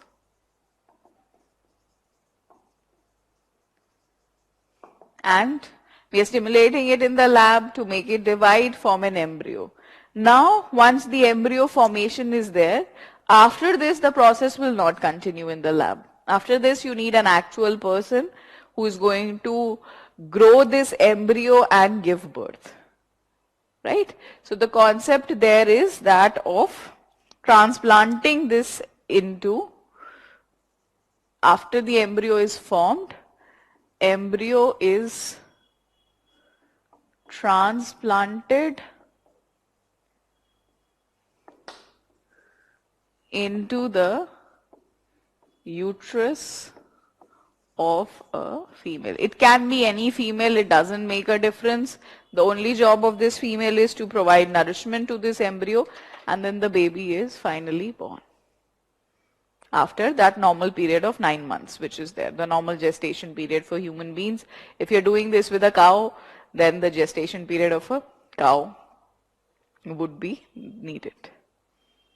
Okay, this is the process of animal cloning. Now, this baby, when this baby is born, he will exactly be like Amitabh Bachchan. Genetically, everything, all his genes, all his characters, all his traits, they would be like that of Amitabh Bachchan. Obviously, there's going to be a difference in the age, right? Because Amitabh Bachchan is already 70 years old, the baby is born today, so that difference would be there. But other than that, this is just another copy of that human being, or that animal. And this is what is cloning. Okay, you might have heard about some of the cloned mammals, like Dolly the sheep is very famous. And in India also a lot of research is being done by our agricultural universities, our university at Karnal and other places where veterinary research is going on. They have produced a lot of animals, a lot of like we have done everything. We've done goat, we've done sheep, we've done camel. The lifespan of these animals is not very good. We don't have very good results on the, what should I say, the life expectancy of these animals. Like Dolly had developed a liver disease and then she died in 2 years. And Indian experiments have been even smaller. So these animals are known to develop a lot of diseases, so that is their challenge. But in terms of technique, this is a possible technology. For human beings, as of today, it is banned. We cannot do human cloning, and everything we know about human cloning is basically just research based or data based, and they say it's going to be a very complicated pregnancy also, when actually the birth of a cloned human baby is taking place. There are predictions where they say that the head of the baby is going to be so large that the womb might actually explode, right? But again, that's just data-based idea. Another challenge is that such processes, when we're doing them in the lab, they lead to a destruction of a lot of embryos, a lot of cells. Like when Dolly was born, there were more than 200 embryos which are being created, and many pregnancies henceforth which failed before actual success was achieved in the process. So it's a challenging process in that sense, but nevertheless, if somebody is doing it under the table for human beings also, so we are not aware. Like, you know, when Osama bin Laden was killed, so the Navy SEALs and the whole world was celebrating, but then there are like those news items which erupt from somewhere. They say that no, Osama bin Laden actually has 4 clones, and you've killed a clone, and the real Osama bin Laden is probably still there, hiding somewhere. And sometimes even now we get news items that okay, somebody who looked like Osama bin Laden has been found in some part of some Central Asian country or something like that. So we never know if that works out, but or if that happened. And but in terms of legality, it is not allowed as of today. Animals, yes. A lot of animals, a lot of mammals, they have been cloned. Okay. Let's take your questions.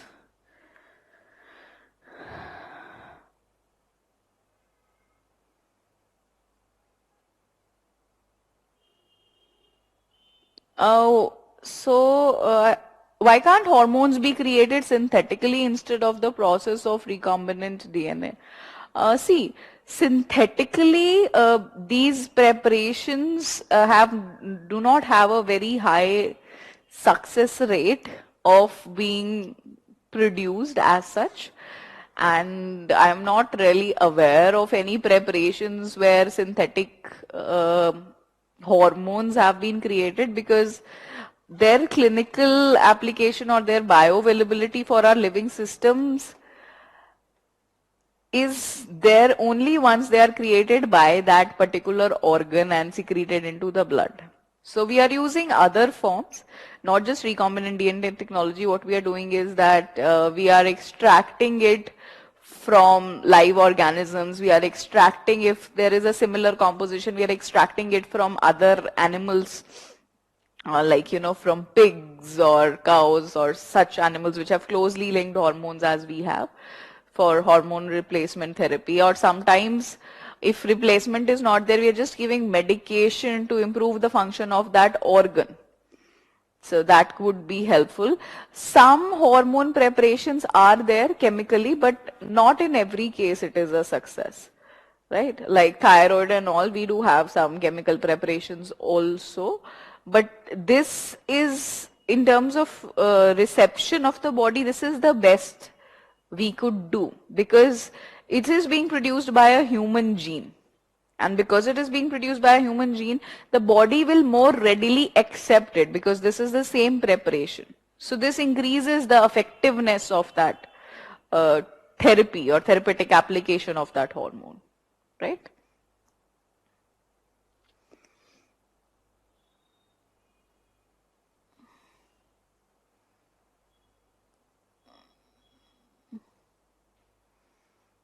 Okay, so Yash is saying that this vector DNA and recombinant DNA we get from the same bacteria. See, vector DNA plus the gene which we are using, the human gene and the vector DNA, when I join both of them, we say it is recombinant DNA. Okay, recombinant DNA is not something else which we are extracting, but we are taking a vector DNA which is from the bacteria, we are taking a human gene, we are making them join and converting them as one piece of DNA, and that one piece of DNA is your recombinant DNA. Okay, Yash?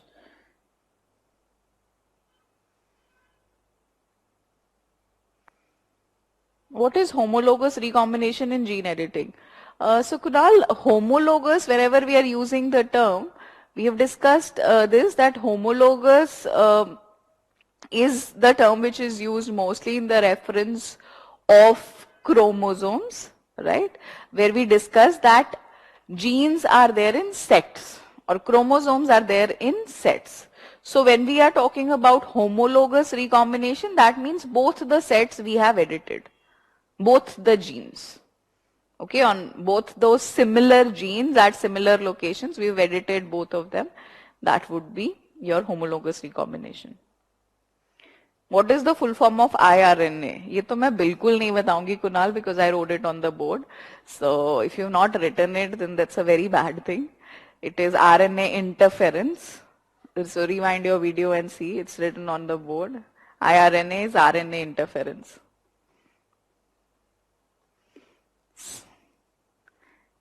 Snigdha. In gene editing, do we change some specific cells in the child or edit all of the billion cells of the child?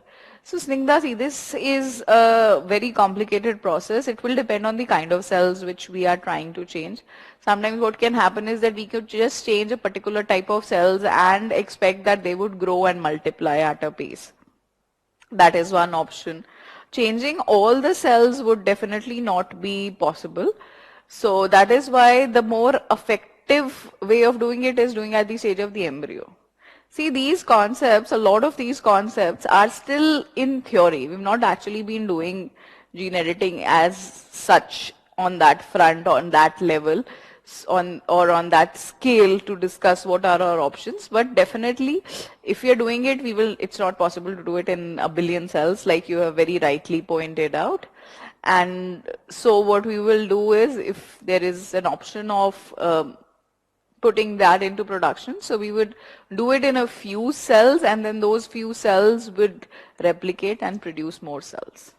More easier ways doing at the stage of the embryo, right?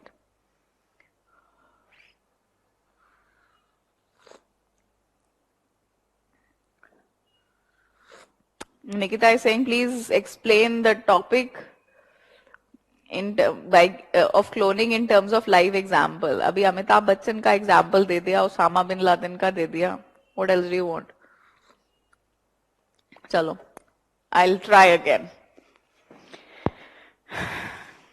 Any cell in the body other than the sex cell, which is the egg or the sperm, is the somatic cell. So say, for example, the cell inside the cheek. Okay, cells inside the cheek of a person. So Amitabh Bachchan ki cheek mein se I am going to take one cell. Right? And then I am going to ask another female. Okay, let this female be Hema Malini. Okay, I'm not sure if she has any viable eggs. Okay, so let's say this is an egg from Kareena Kapoor. Okay, I am asking Kareena Kapoor to donate me her egg. So she gives her egg. Amitabh Bachchan gives her buccal cheek cells. Okay, so I have one cell and one reproductive cell, one normal cell. I remove the nucleus of both. For Amitabh Bachchan cell, I will keep the nucleus because I want his genetic material. I will keep his nucleus, and from the egg which Kareena Kapoor has donated, I will remove the nucleus because I do not want her genetic material. The baby should have no part of Kareena Kapoor. Okay, I just need the egg because the egg is needed to start the division process and form an embryo. Only an egg can do that. Only an egg can form an embryo. Okay. I remove the nucleus. I take the nucleus from Amitabh Bachchan. I put it in the egg. Okay. Once I have put it in the egg, now this egg has the complete set of chromosomes. The complete set of chromosomes is 2n. Every person's body has 2n number of chromosomes. For us, it is 46.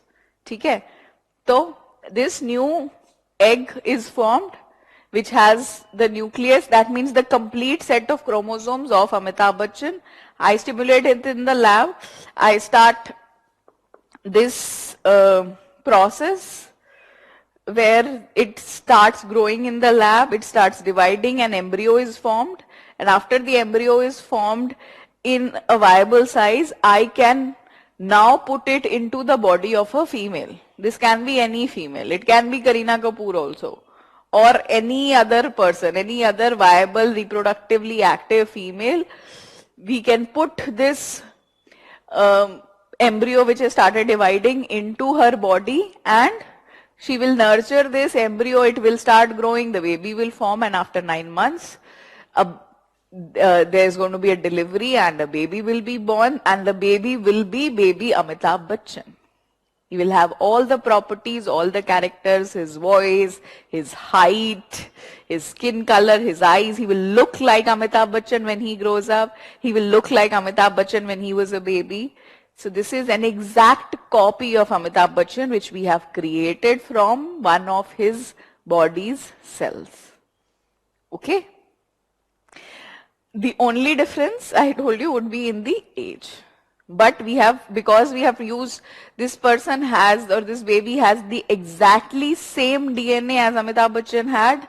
So this is Amitabh Bachchan's clone, or this is Amitabh Bachchan's replica. Okay?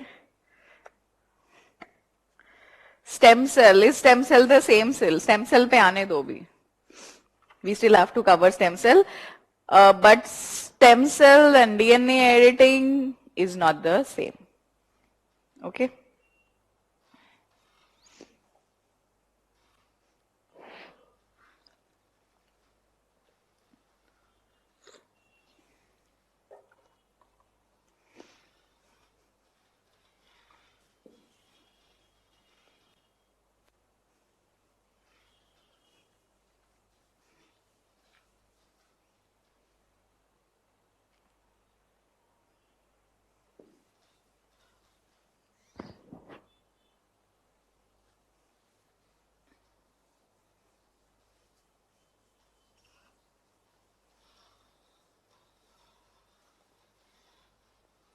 नहीं हमारे mic से हो रहा है.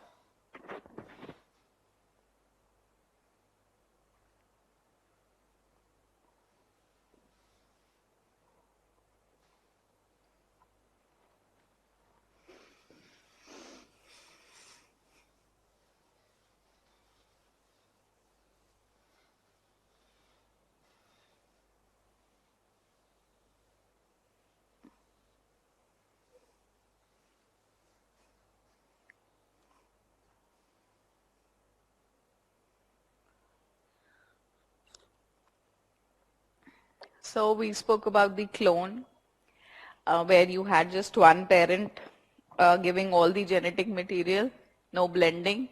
Now we have another case which is most commonly referred to as the three-parent baby. Now let's see how that works out.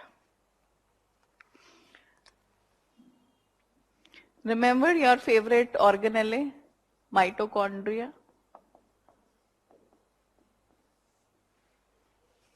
Mitochondria, the powerhouse of the cell, right?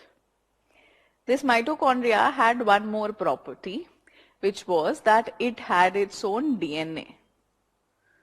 This DNA is called mitochondrial DNA, or we will write it in short as mtDNA. Mitochondrial DNA or mtDNA. This is a very small piece of DNA. It has only 37 genes.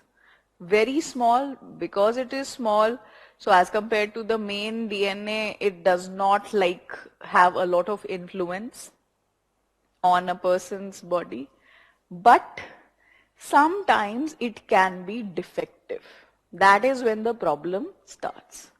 So when this is defective, it can cause certain diseases. For example, so these are not very common diseases, but just for your reference, there's a disease called Lay's disease. If this small piece of DNA which is found in the mitochondria, if that is defective, we say that there can be a disease, and for example, Lay's disease is one of the examples. They're also trying to draw correlations between mitochondrial DNA and other diseases, even diabetes, Parkinson's disease. But again, that's also in a research kind of a stage. What you have to specifically know about this mitochondrial DNA is that all the mitochondria in your body are coming from your mother. So that means mitochondrial DNA also is coming from your mother only.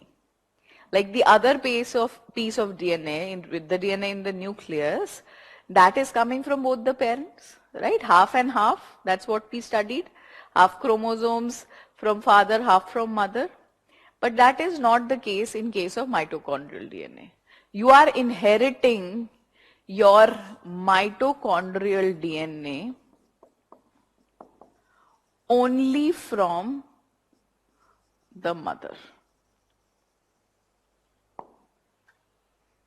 Okay, so mother is the only source of mitochondrial DNA in your body.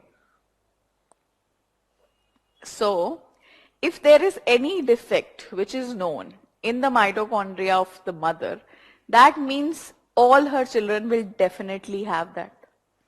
Okay, if the mother's mitochondrial DNA is defective, if she has some disease which is associated with this defective mitochondria, then that will definitely be transmitted to the baby. Okay, so what we can do here is we bring in a donor with the healthy mitochondria. The same ideas which we use for cloning, we're going to be using here. See. Mother, defective mitochondrial DNA. So what we do is we take her egg. Egg has a nucleus, right? And what else we will do is we will bring a donor. And we will take her egg also. A donor who has normal mitochondrial DNA. This is donor's egg, right? So mitochondria are there in the cytoplasm, right? And the nucleus is supposed to contain the main genetic material. So we will keep the nucleus of the mother and take the cytoplasm or the egg from the donor, right? So same process of enucleation. We take the nucleus here because nucleus has the main genetic material, and in this case we take the empty egg. Empty in terms of nucleus not being present. We'll do a transfer, right? And a new egg will be formed, which will have the main DNA from the mother, but the mitochondrial DNA from the donor. So this is egg with mother's nucleus and normal mitochondrial DNA. ठीक है? Now, because the main nucleus is not something we are changing, okay? The main nucleus we want to keep from the mother only, but we are still transferring some DNA, some other DNA from outside the nucleus. So we use the term pronuclear for this, because we are not exactly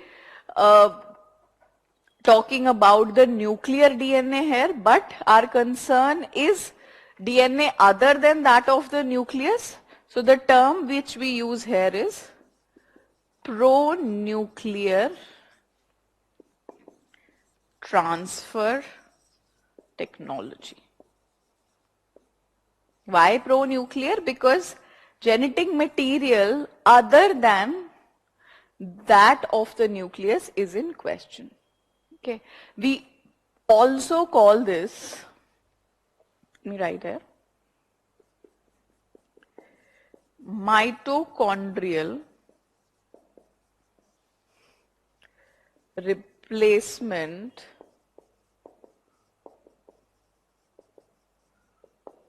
therapy.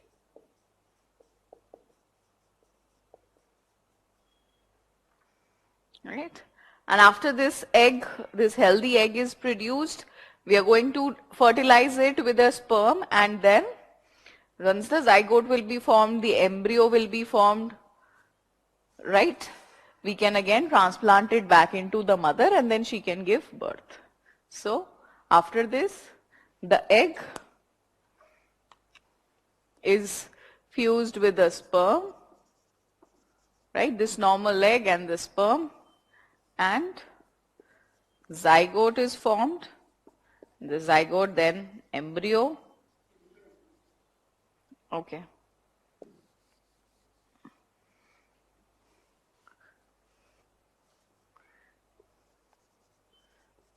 Embryo, and then it is transplanted into the uterus. That can be of the same female who will give birth, or it can be anybody else also. But because she is the one who is giving the nuclear DNA, so she is going to be the biological mother of this child. All right. Let me show you this on the slide also. See, take a look.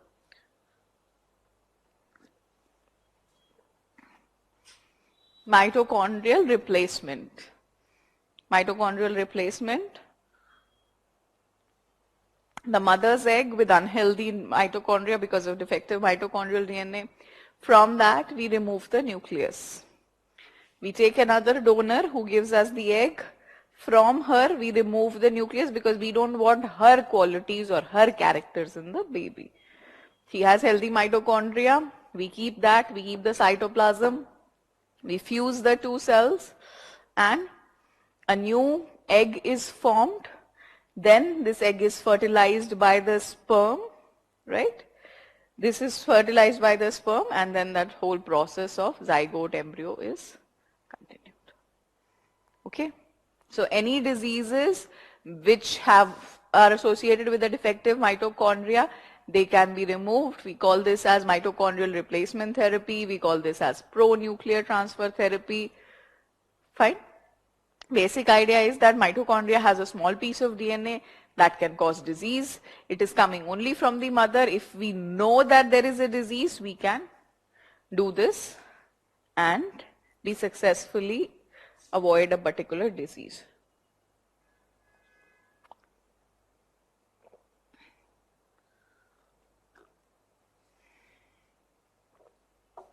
Okay, so Girdhar is saying why gene editing is not possible for growth hormone. It is definitely possible. Who says it's not possible? It is definitely possible. Instead of recombinant DNA technology and giving growth hormone, we can do that. But you have to understand this, that not every case where there is a deficiency of growth hormone, not all of those cases are because of the defect of the gene. In some people, there might be a normal gene, but still, because of some other dysfunction or because of some cells being unreceptive, there still might not be enough production of growth hormone, or some hindrance would be there, or something would be there which would be destroying this growth hormone. Any such situation would be there. So there a person might need additional application, right? And you have to also understand that we do not have the possibility of doing a gene editing in everybody, right? It is, first you have to identify that at the stage of the embryo only, then you will do genetic editing, right? If you have not identified, if the person is already 30 years old by the time, or not 30, okay, maybe already 5 years old by the time this disease is diagnosed, right? Then at that time, it is not a befitting case for genetic editing, and it is going to be a more complex process. So the easier way out is to give a hormone replacement, right? Technically, both of these are possible. Pranav is saying, why don't we take a semen cell other than the somatic cell? So if by the semen cell, if you're talking about the sperm, so Pranav, you should have to remember that gametes only have half the number of chromosome. Haploid set, we have studied that. And we need the complete set. That is why we are taking a somatic cell. If you will take half the set, then where will you bring the other half? The semen or the sperm, if that's what you're talking about, that is going to contain only half the set. And to have a normal human being being born, you need the complete set. You need 2n. N will not suffice. So if we need 2n, we have to take the somatic cell. Okay, na? Sushila says, what is the difference between zygote and embryo? So Sushila, zygote is a one cell, single cell. One cell which is formed by the fusion of egg and sperm. It is one cell. When this zygote starts dividing, it will divide into 2, then 4, then 16, then 32, like that. When it will have a substantial size, a substantial structure, that is the stage where we start calling it an embryo. Okay. Jyotika is saying, would the sex of the baby be same in a clone? Yes, definitely. Everything is same. All chromosomes, exactly. It is a photocopy. Remember the word photocopy. No changes there. So you cannot have a lady Amitabh Bachchan coming out. No, everything 100% is the same. That's what cloning is all about. We would be doing cloning in animals when we want better characteristics. If we have some cattle which are giving, a large amount of milk. So in those cases, we would be, taking the option of replicating them, having more of those cows which are giving us more milk. That's the whole idea.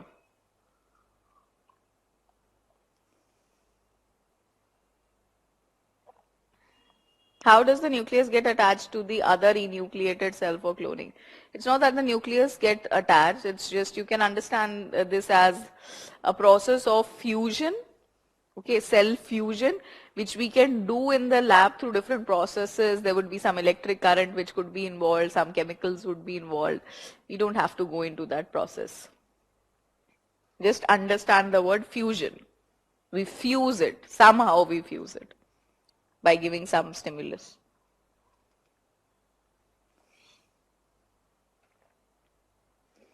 Okay, now let's come to stem cells.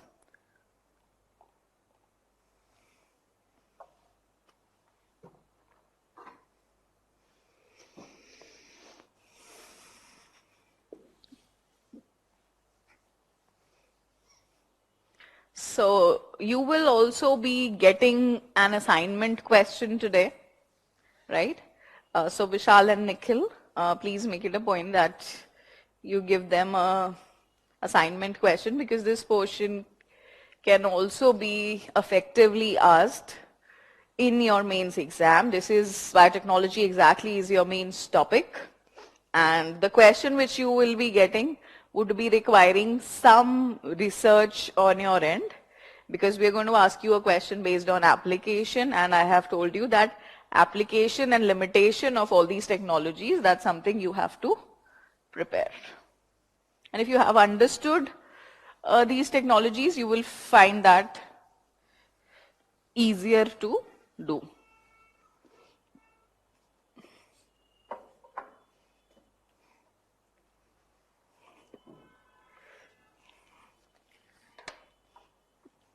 Okay. Questions कहाँ गए?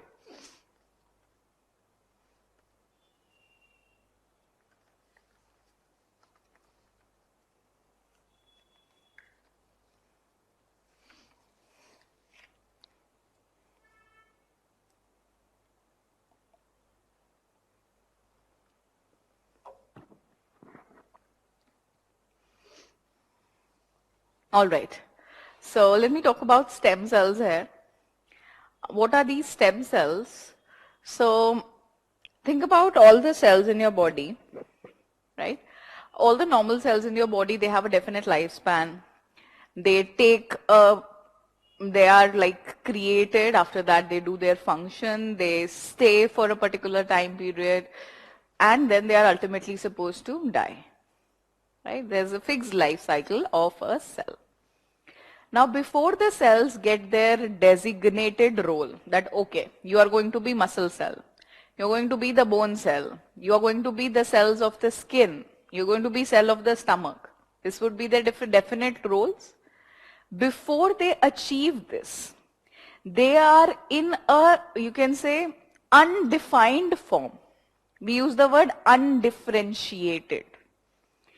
They are in forms which are called stem cells, where they have their property to divide as much as they want, because they do not have a definite function to play. So they can divide, they can multiply, they can replicate, whatever word you want to use, and they can still differentiate into different types, because their destiny has still not come to effect. Just look at this picture.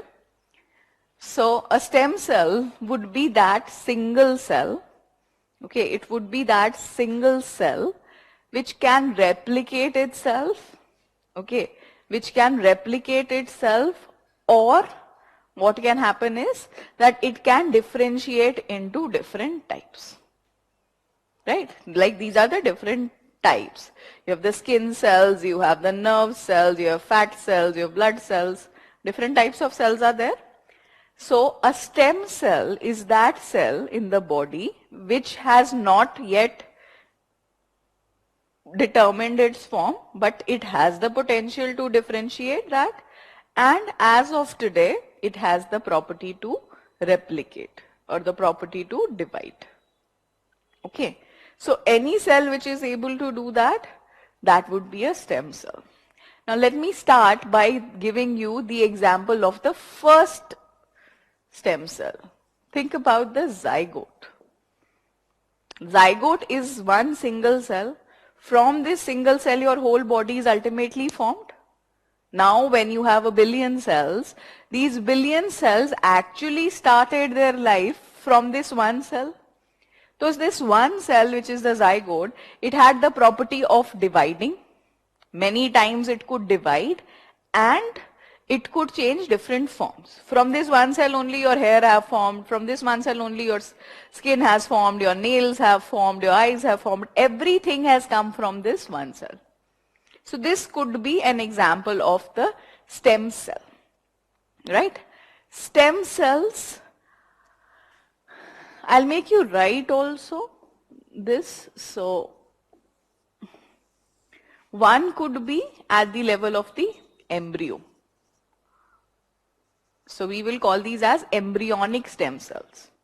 Initially, after zygote, then you have embryo, right? Which I told you 16 cells, 32 cells, all of that stage. So those cells actually then go on to form different types of cells, right? But what happens once you are born, right? You are born, so you no longer the properties of embryo exist with you, but still your body will need to produce new cells from time to time. Like you might be aware that your skin is shed. The skin sheds all its cells every 28 days. Okay. And then all your different organs, they also lose their lining. There is wear and tear. The liver will produce new cells. The stomach will produce new cells. Blood is lost, like somebody goes through blood loss, an accident, right? Or somebody donates blood. So they say that, okay, the blood cells will recover. In 3 months, new cells will be formed. So that means that even after you are born, you need new cells. So that means there are some adult stem cells also. Some adult stem cells are also needed so that new cells in the body would be formed, right? Now the difference between this embryonic stem cell and the adult stem cell is this, that the embryonic stem cell would be present in your early stages of your life, and they can change into any type. Like this embryonic cell, this can form muscle cell also, this can form nerve cell also, this will form blood cell also, this has this property. But when we are after we are born, in the adults, you can say, we call it the adult stem cells, or you can call them as tissue specific stem cells. They are specific in a way that if you have to form new cells in the brain, so those stem cells which are found in the brain, only they can do that job. The stem cells in your liver will not produce new brain cells. So in adults, the stem cells are specific to a tissue. If they are found in your brain, they will form new brain cells. If they are found in the liver, they will form new liver cells. If they are found in the spinal cord, they will only form new spinal cord cells. So adults the stem cells are specific based on where they are located. But at the embryo stage, there is no specificity. They can form any type of cells because all the cells are ultimately coming from the embryo only. Okay. There is a third type also. We call these as induced pluripotent cells. Now what is pluripotent? Let me talk about that. Where is my duster?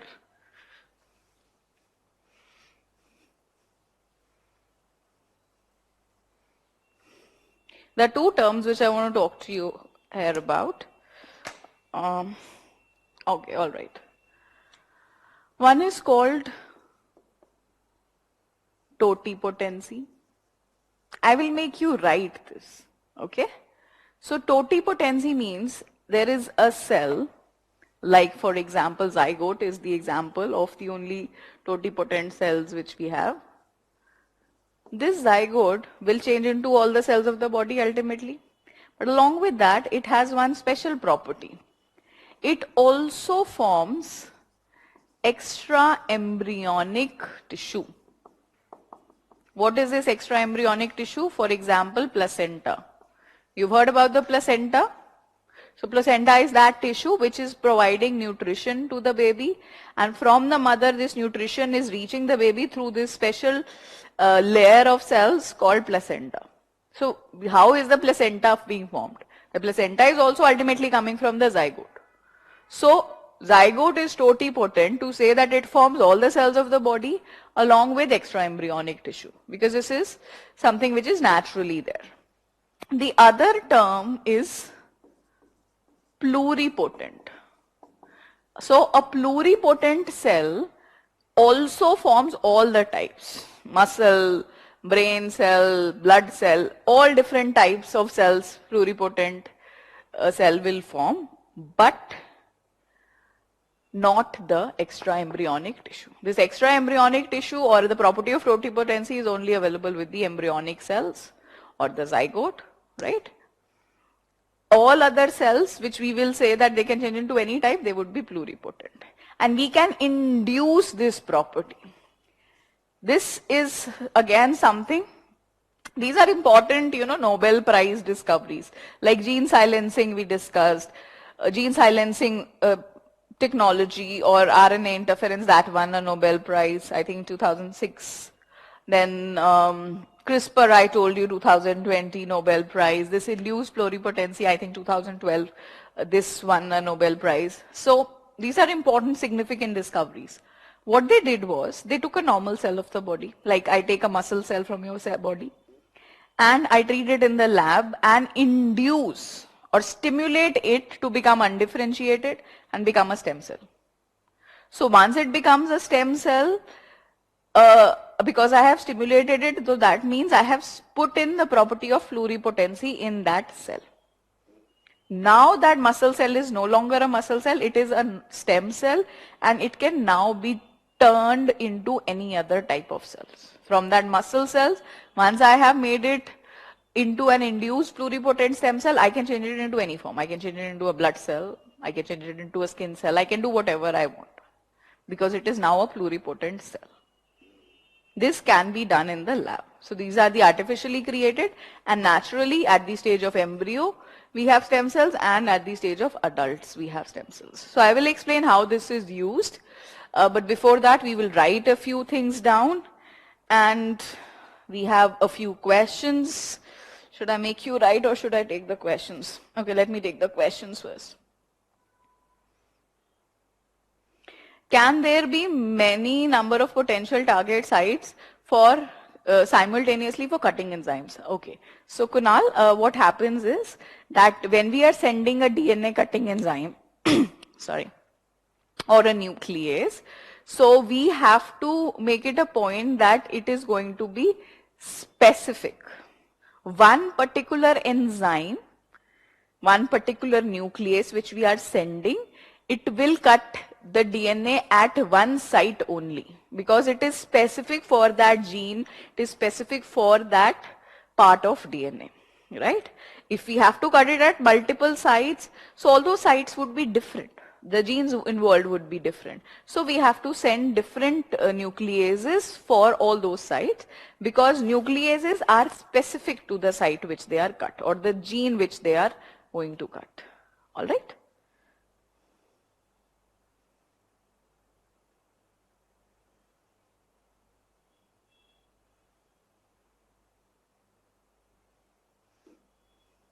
So Rajwala is saying, in pro-nuclear technology, do we take the donor cell as the gamete cell? Yes, we are taking the egg. We are taking the egg, and you are very right when you say that only then it can be fertilized by the sperm. So we are taking the egg only. I had written that down, and I was expecting that you put that down in your notebook also, Rajwala. Just take a look. We have written that the donor cell also is the egg. Right? That is also the egg only. Only then it will be fertilized. You're very right. So it is an egg, and egg is a gamete. Egg is a gamete or a sex cell, right?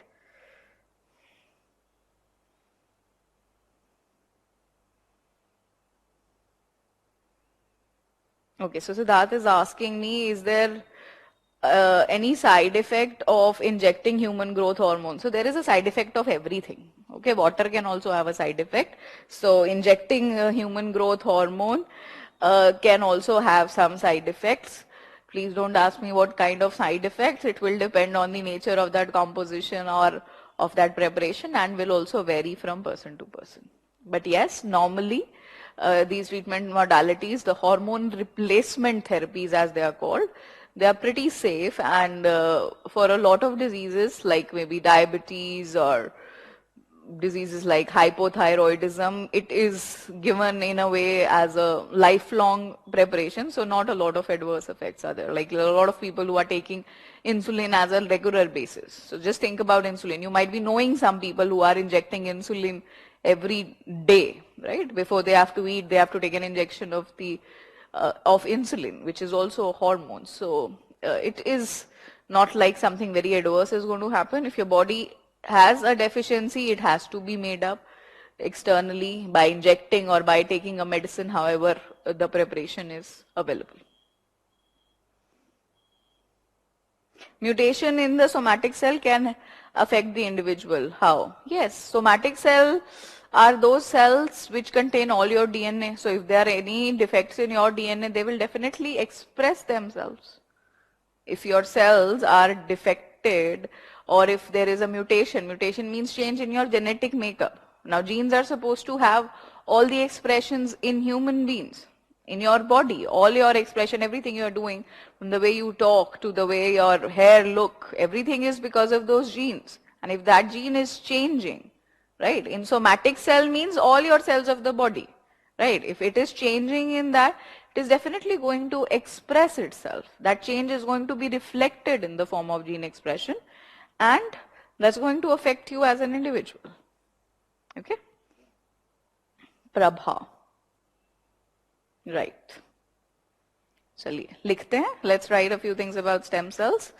And as I'm expecting, we are probably going to go a little overboard in the class today. So let's see how it goes. It's 7:35. चलिए लिखिए stem cells.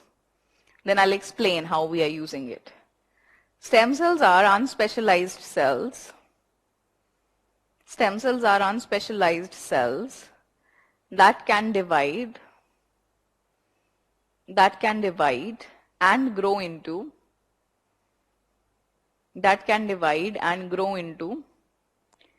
different types of cells. That can divide and grow into different types of cells.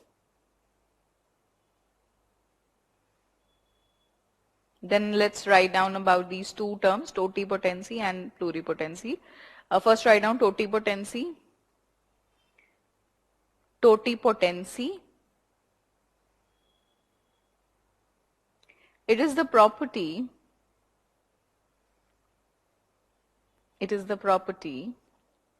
of a cell. It is a property of a cell where it can form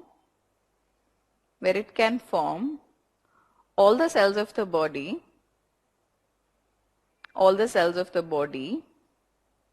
including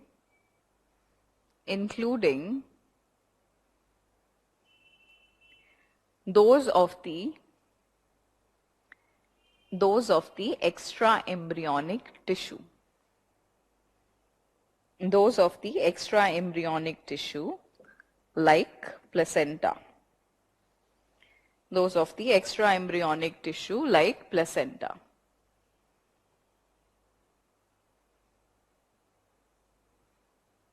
Okay, and the example of a totipotent cell can be the zygote.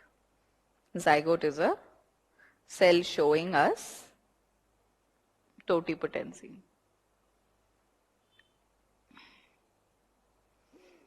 Then pluripotency. Pluripotency, it's written on the board, is the property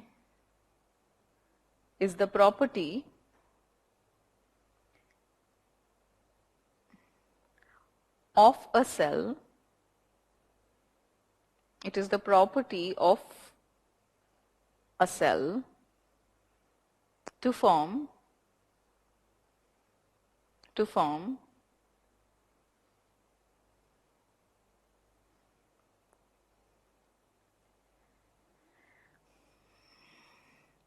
any type of cell, in the body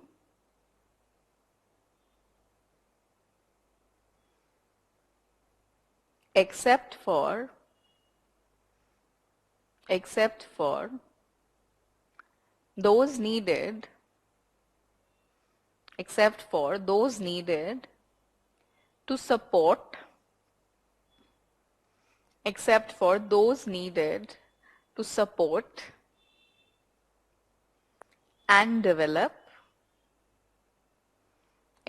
those needed to support and develop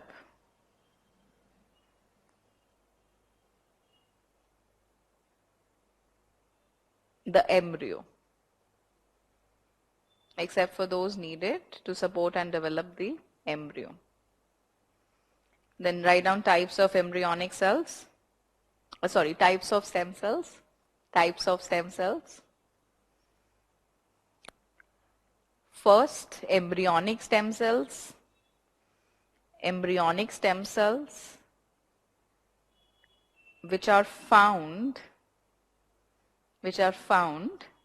at the early stages of life,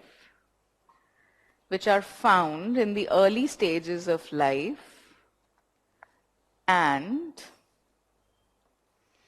can develop into any type of cell, can develop into any type of body cell. Then write down adult stem cells. Adult stem cells.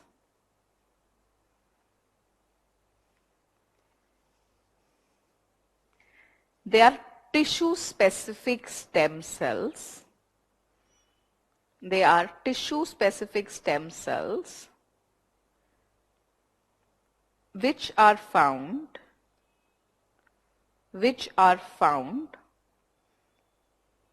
in specific tissues in specific tissues like the skin, the brain, the spinal cord,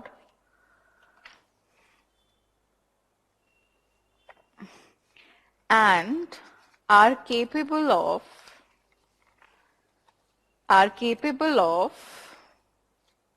producing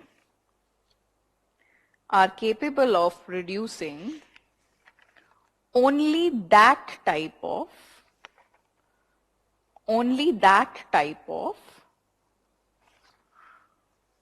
cells. Only that type of cells. Then write down the third type, induced pluripotent cells. Induced pluripotent cells.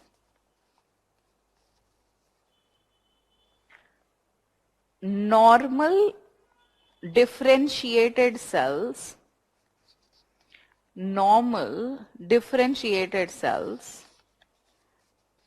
can be induced or stimulated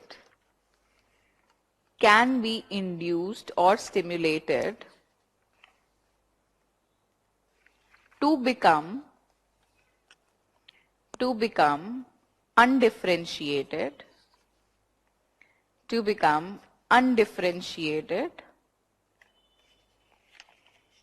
and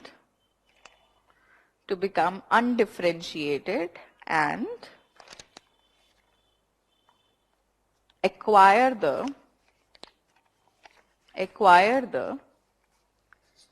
property to divide. Acquire the property to divide. Okay. Now about its use. Now just imagine you have one particular property in a cell which can help you create any type of cells, right? So any part of your body which is not functioning properly, which is damaged, which is diseased, which is injured, dysfunctional, you have the potential of replacing it with new cells because you have been able to extract stem cells which have the property of changing into any type of cells, right? Now imagine I have stored the embryonic cells. Now storing embryonic cells is something which is now being very widely done. It is something which is happening in India also on a very good scale. You might have seen some of those advertisements also. There's this one brand called LifeCell, and Aishwarya Rai happens to be the brand ambassador of this brand, where they tell you that at the time when the baby is born, you preserve those stem cells. So you might have an idea of the umbilical cord which is there, right? If you've seen some of those movies also in which they show that there is a cord In Three Idiots it is there, that there is a cord which is there coming out from the belly button of the baby, and you're supposed to cut that cord once the baby is born. So that cord contains a fluid, so that is the embryonic fluid, and that fluid can have some of the embryonic stem cells. So what you do is you take those cells, and we have companies who are dedicating themselves to the storage of these cells. So when you take, when any couple's baby is born, they can choose to preserve those stem cells. So how are these cells preserved? They would be preserved in special banks where there is an exceptionally cold temperature, and for many, many years this could be stored. So depending on how many years you want that stem cell to be stored, they're going to be charging you on the basis of that. What happens once you have stored those embryonic stem cells? Obviously, it did not happen by any of us. I mean, that's what I am assuming, that none of you got your embryonic stem cells, because this is a new technology. Maybe you can do that for your children whenever that day comes. So after those stem cells have been preserved, say later on, at a later stage of life, this baby, when he grows up to become an adult, he has some disease. Okay, or maybe in old age he has developed some disease because of which there is some organ which is not working. At that time, what can be done is that those stem cells which were being preserved, right? You can preserve it for 50 years, you can preserve it for 100 years, that's your choice. You just have to pay them accordingly. So those cells can be extracted, can be taken into the lab, stimulated, and be converted into any type of cell which you need, right? And another advantage of this is that these cells would not just be useful to the baby whose stem cells we are storing, but there is a matching of cells even in the family, with the parents, with the grandparents, right? Like people give organs in the family, right? Because there is a matching which is happening. Organ donation is there, right? So similarly, these cells could replace that function. If your baby's stem cells have been preserved, that could be used for the grandparents. So maybe this baby who's born today, his grandmother has Alzheimer's disease. So she has dysfunctional brain cells, or the brain cells are wearing out. Now Alzheimer's has no treatment as such, right? It is a degenerative disorder which would be there. But stem cells can provide relief in that, because this baby's cells could be stimulated in the lab, converted into those specific kinds of brain cells which the baby, which is needed for the therapy in Alzheimer's case, and they could be given to the grandmother, and she would also be cured. Not exactly cured, but some kind of relief would be there when new cells are given. So that is the kind of impact this could have. A very revolutionary treatment, and the best thing about stem cells is, particularly when your own body stem cells are being used, is that there is no chance of rejection. What happens in organ transplant or any such thing, like people buy organs also, right? 25 lakhs you can buy a liver. I mean, in India it is not allowed now legally, you cannot do that. Only relatives can donate organs, but maybe in some other countries, so people go to, like, you know, China, Nepal, and to get organs. A lot of, I mean, that's like another tangent. So in that case, there is a chance that the body might reject this, because immune process is there, right? The body will recognize that foreign cells are coming into my body. A lot of immunosuppressant drugs have to be given. That lowers your immunity, and there are a lot of complications. But if your own body cells are being used, there is absolutely no risk of rejection, right? And even if it is given in the family, somehow there is a reduced risk of rejection, right? That would be one use of this. The second use would be in terms of research. Any kind of research for maybe studying a particular disease or studying a particular medicine, instead of doing a research on actual person, we can just take stem cells, change it into any type of cells which we want, and we can study the impact. I'm creating a medicine for liver, some liver medication I am taking. So what I can do is I can create some liver cells, and I can study the impact of that on the liver cells which I've created from the stem cells. It could be revolutionary in that aspect, right? There are even in smaller, simpler cases, like, you know, maybe hair loss treatment or some kind of orthopedic injury, this could be used, right?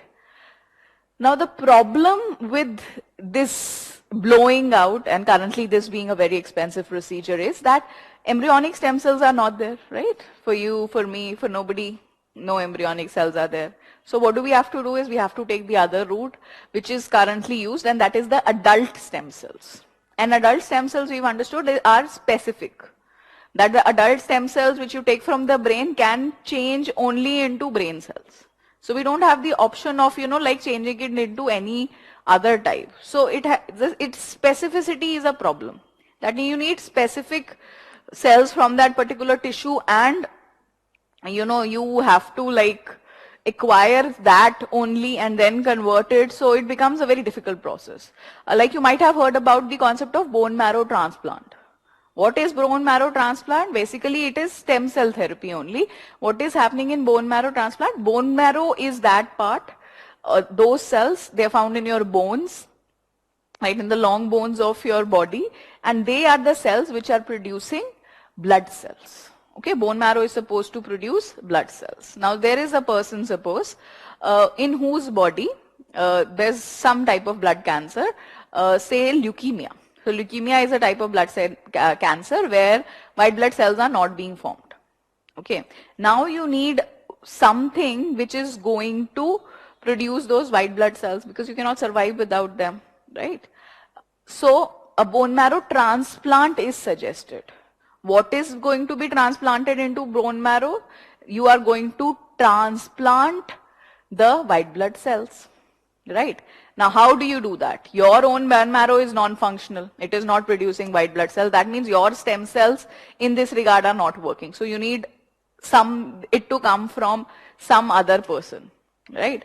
And this is one disease, blood cancer, very famous in our movies, in our TV serials. So they don't have simple diseases. They will have some fancy disease like blood cancer. Okay?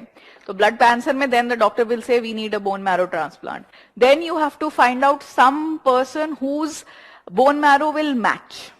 And who is that person? That person is usually the long lost sibling living in another continent. That person will come from Australia, and in those tele soaps, there's that whole drama ki you have another sibling. And now we have to tell you because you have cancer. So we'll find that sibling, and that sibling will give you a bone marrow, and you will be cured of your so-called cancer.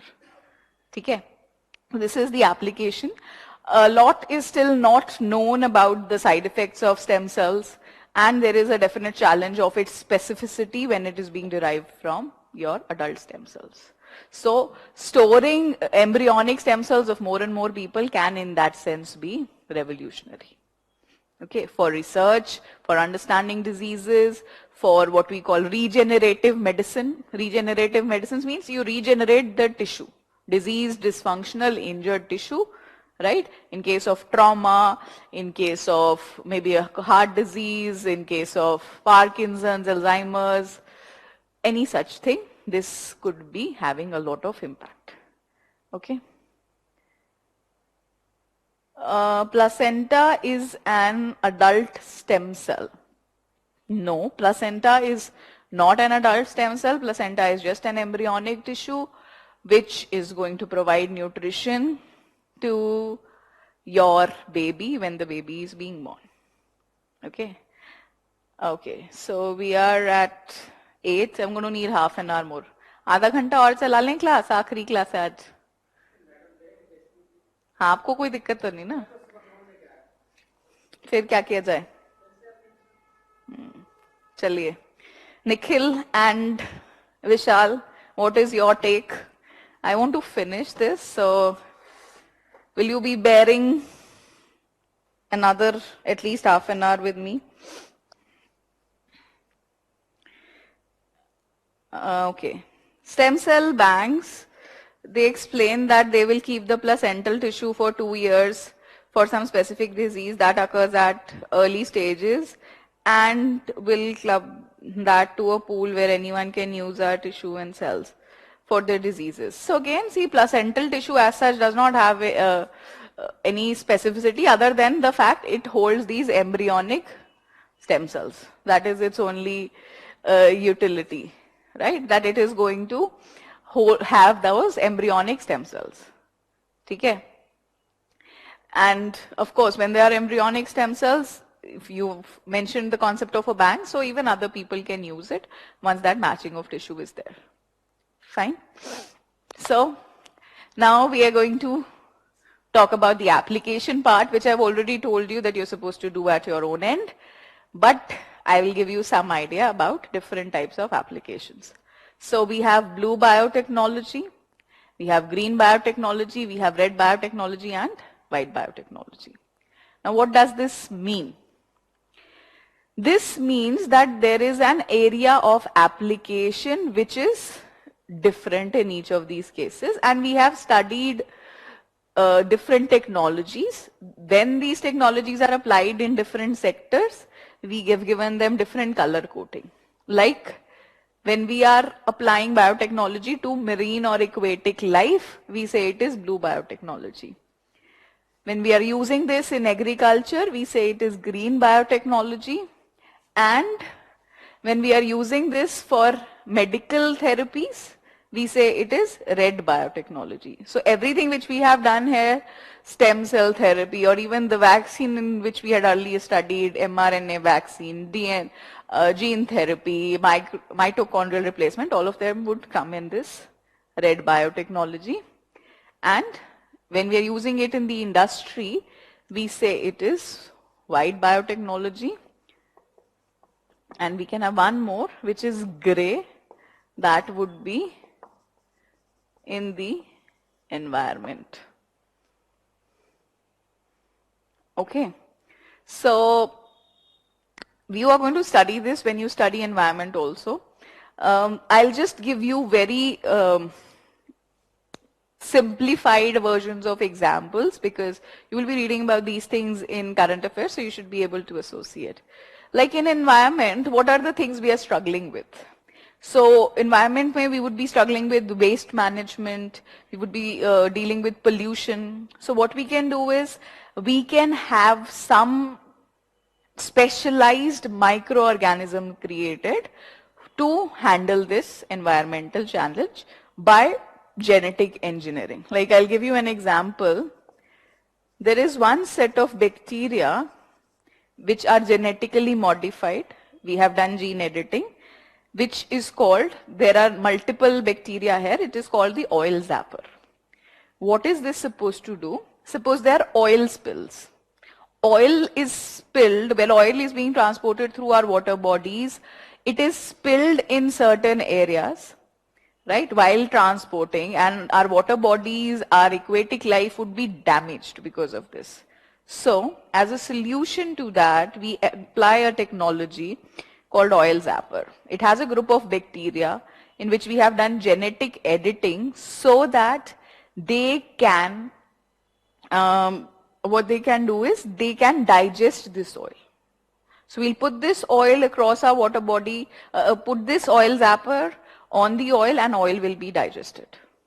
So in that way, your oil spill would be cleared. Okay.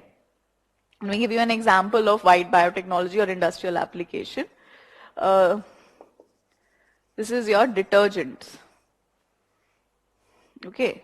So detergents or dishwashing bars, what happens in those cases is that there are, you might have heard those advertisements where they say that activated enzymes are added in this, or powerful enzymes are there. Now, where are these enzymes coming from? Enzymes can come only from living organisms, right? So, what are we doing? We are doing a biotechnology application is there, genetic engineering is there, where we are trying to produce living systems to produce certain enzymes. Suppose you are producing a detergent which you will claim that removes all oil stains or grease stains. Now, what is this oil or grease? This is actually a lipid. It is a fat product, right? And if I can give an enzyme which digests fat, right, I can put that in my detergent, and my detergent will be effective against removing of those oil stains. But where is this enzyme coming from? This enzyme has to come from living systems. We might use some form of technology, like maybe a recombinant DNA technology to produce an enzyme. Then I add it with my detergent, and then I advertise powerful enzymes, right? White biotechnology. Red ke liye, we have done a lot of examples already. Wherever medical therapies are involved, everything which we studied usually, most of it revolved around red biotechnology. Blue and green, more or less same concepts. We can give genes to have better properties of our produce. In marine, maybe our fish or seafood which is there, we can take it to produce, have better properties. And we can do that similar thing in the agriculture sector. I'm going to talk about this agriculture part or green biotechnology with the help of a few examples. Let's see that.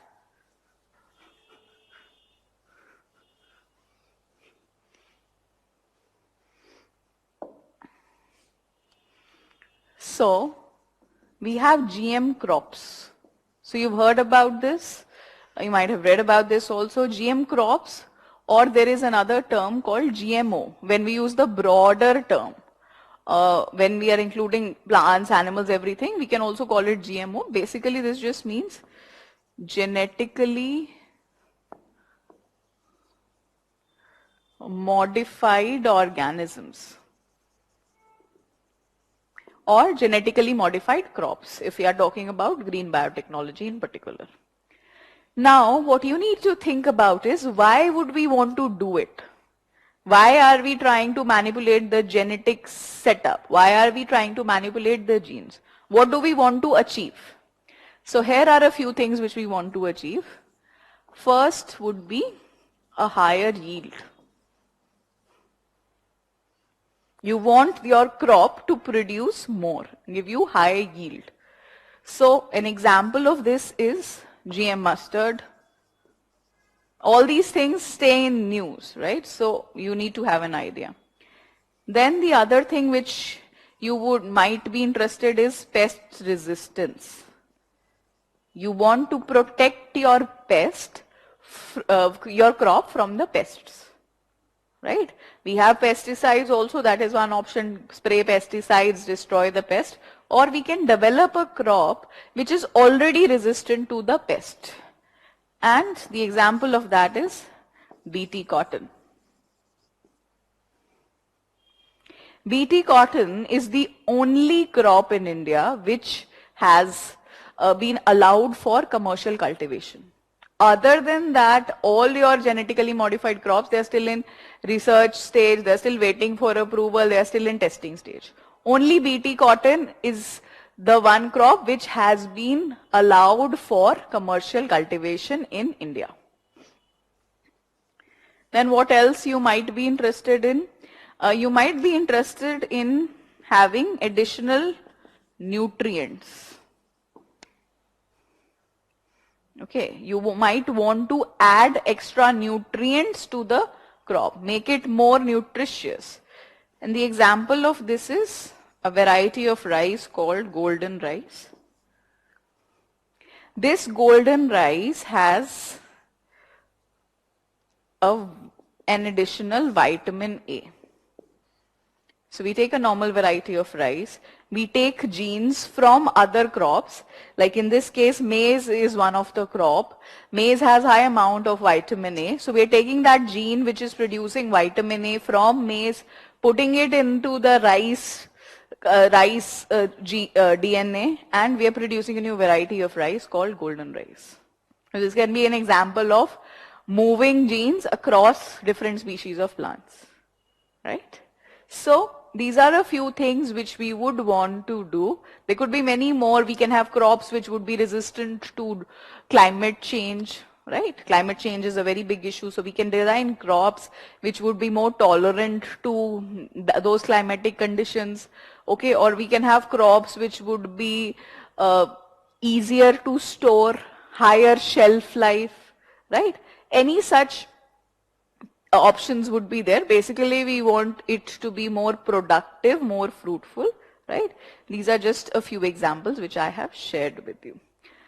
After this, how you are supposed to think about it is, I'm just giving you one line of thought very broadly.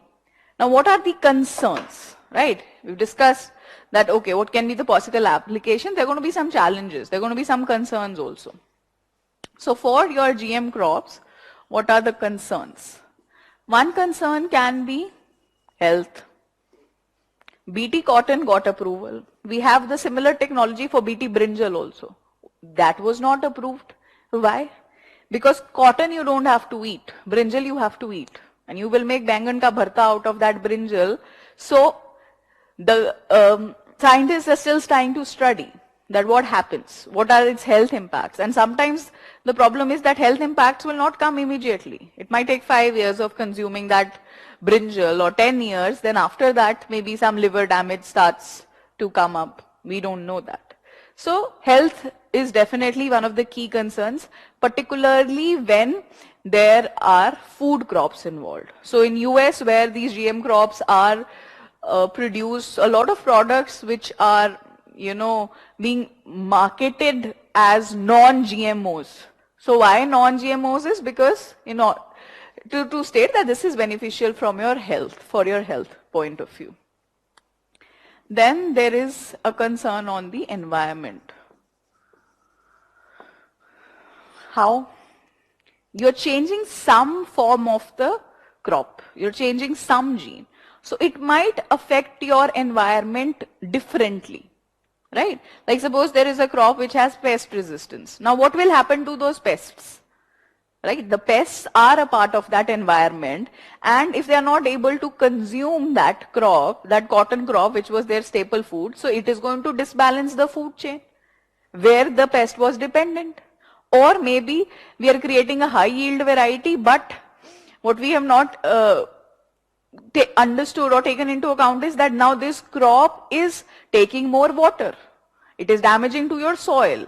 It is extracting some nutrients which are not supposed to be there conventionally, right? So environmental concerns would be there. Then there is definitely an economic concern. There's definitely an economic concern. These crops would be more expensive. So they would be giving an unfair advantage to the rich farmers maybe. There's one particular issue which I want to talk about here in terms of economic issues, which is there for GMOs. So there is this company, Monsanto.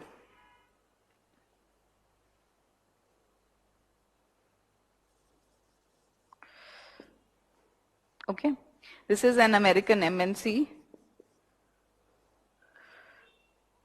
Okay, this is an American company. It is selling GM crops. It's obviously you don't sell the crop as such, you're going to sell the seed. Okay, you're going to sell the seed. So they are selling the seeds for a genetically modified crop, but what they are doing is they have developed these seeds with a terminator technology.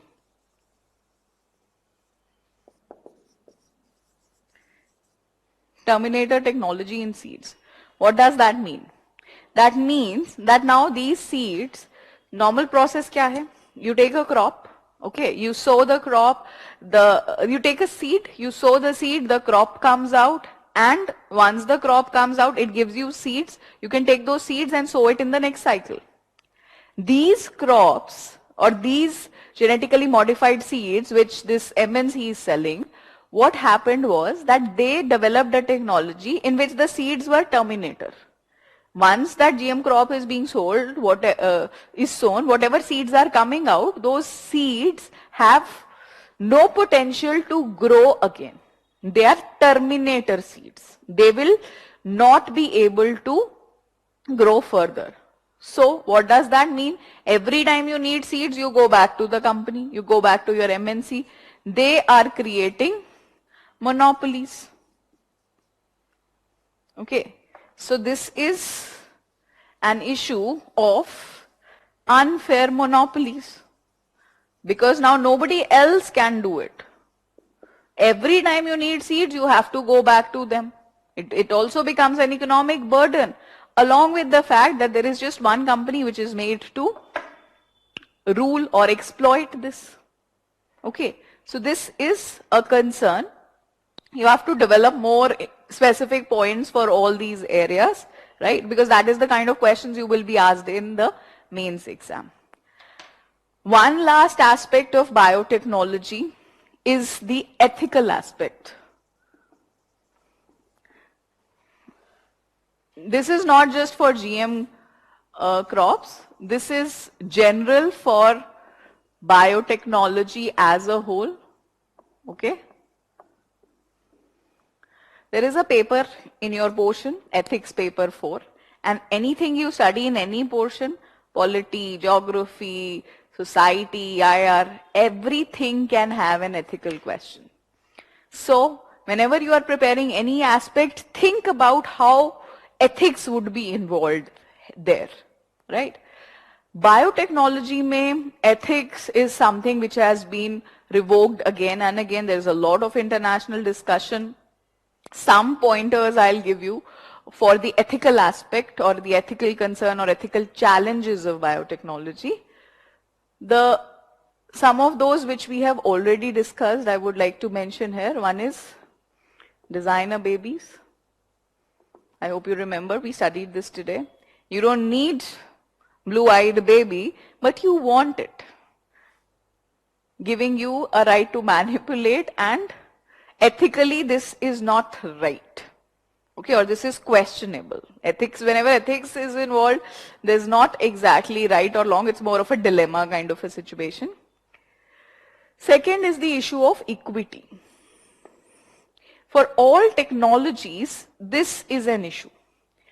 When I mean equity, that means it gives an unfair advantage to some people. Like say China has a lot of resources, it starts doing genetic modification, it starts having biotechnological applications, it will create a race which will have superior characteristics, it will create a race which will not fall ill or will not be suffering from diseases. Why? Because they have the resources to use these therapies. They will have plant varieties which are more nutritious. Because they already had the resources to do that, it gives them an unfair advantage, and the gap between them when they possess the technology and those people who cannot afford this technology or possess this technology, that gap widens. So this is not an equitable use of resource. And this gap between those who have the technology and those who do not have is a question of ethical concern.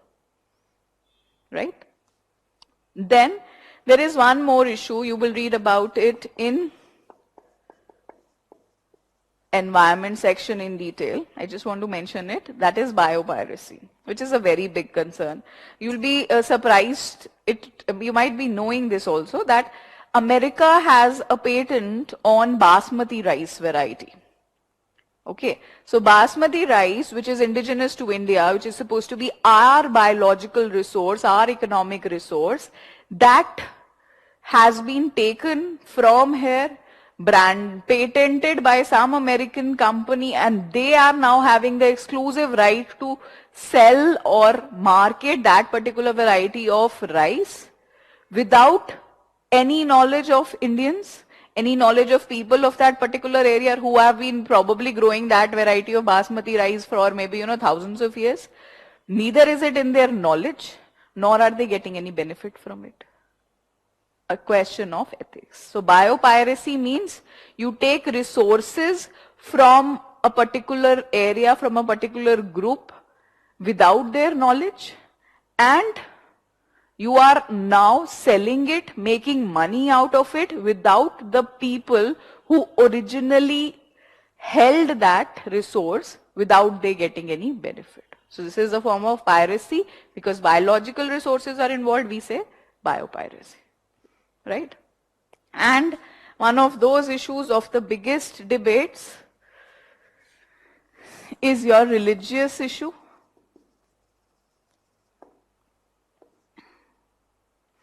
Now, what does the religious or social issue? They basically say that you are interfering with the work of God.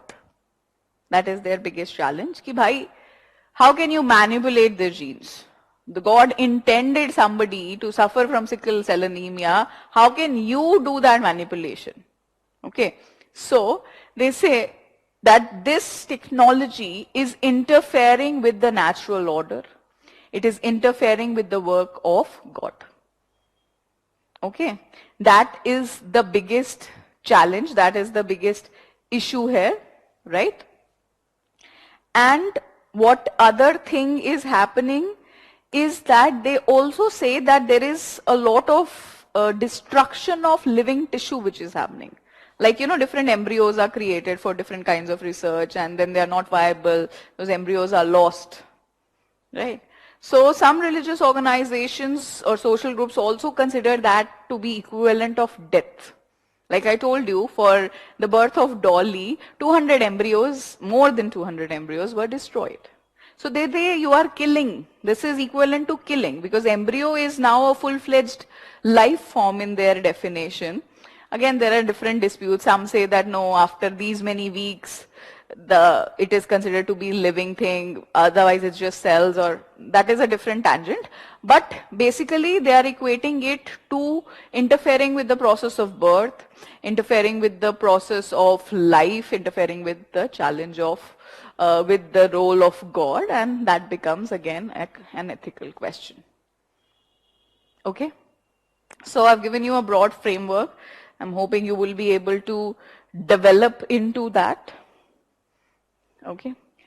Now I will take you to a very brief overview of the last section, which you have to cover on your own. I'll give you a very simplistic idea. This portion is easy, okay? Plants you know.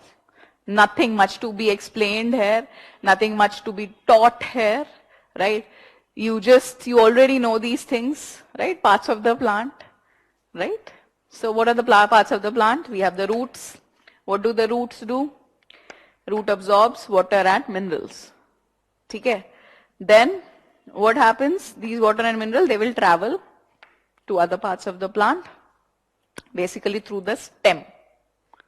Okay, so stem is that part which supports the plant. Okay, stem supports the plant, and the stem contains something which is called the vascular tissue.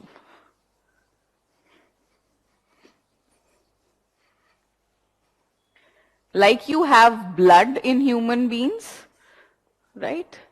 For transport, we have vascular tissue in plants. This vascular tissue is found in the stem. There are of two types. One is xylem. Xylem transports water and minerals from the roots to the leaves. Okay, so roots are absorbing the water. That water has to reach the leaves, and that's going to happen through a special tissue in the stem called xylem. Then you have phloem. This phloem transports food. We will see how food is formed. Transports food from the leaves to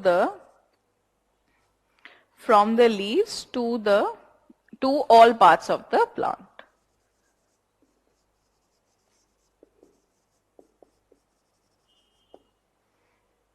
Two types of vascular tissue, that means two types of tissue for transportation. They are found in the stem. Xylem will transport water and minerals, and phloem will transport food from the leaves. Okay, so the leaves are producing food, and this is what we have studied about plants also, that plants make their own food. Plants make their own food. So how do plants do that?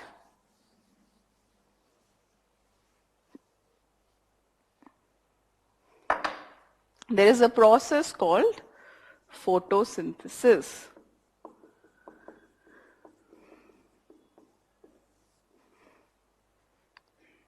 In photosynthesis, we have carbon dioxide coming from the atmosphere. Then you have water. Water is coming from the roots. In the presence of sunlight and chlorophyll. I hope you remember chlorophyll. Chlorophyll is found in a cell organelle in plant cells called plastids. Plastids, a specific variety of plastids called chloroplast, contains chlorophyll. This chlorophyll is essential for the process of photosynthesis. Carbon dioxide and water. In the presence of sunlight, we have glucose being formed along with oxygen. Glucose is your what we call food. Right? So animals we are getting our glucose or our food from outside. We are eating some plants, we might be eating some animals, we are eating some fungus also. But plants are doing this process of formation of glucose on their own. And this is taking place in the leaves.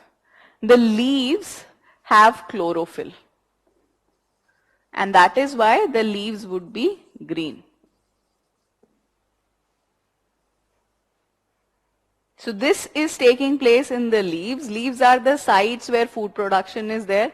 This glucose is then going to reach all the different parts of the plant body. And then, if you remember, we had the process of respiration. Respiration for giving us energy. ठीक है ना? So that respiration process for giving us energy, that would be there. And what is going to happen is, in that respiration, this glucose will be utilized. And oxygen is given out in this process. So that is why there is emphasis on growing more plants, because plants are using carbon dioxide from the atmosphere and releasing oxygen. Okay. So for reducing your carbon emission, it is always said that you need to plant more trees. Okay. Photosynthesis what is basically happening is that the free source of energy, which is the free source of energy, in this case sunlight, that free source is being fixed into usable forms. The free source is being fixed into usable forms, and you know this glucose will ultimately also be stored in the plant as starch. I hope you have not forgotten what we have done earlier. Okay. This food is being transported from phloem. Okay, phloem is transporting these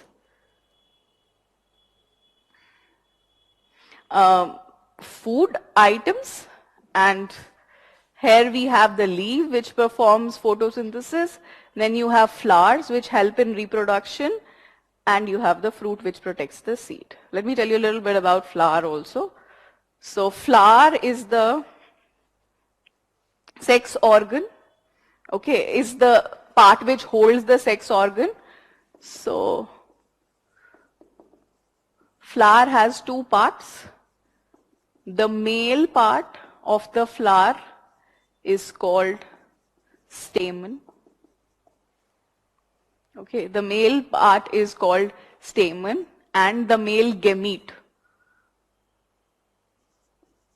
organ, and your gamete or sex cell, which we know, that is the pollen. So pollen grains are like sperms. Think of sperms, that is what pollen is. The female part is pistil, or it is also called carpel, and the female gamete is the egg. Okay. Let me just draw a rough diagram kind of thing also for you.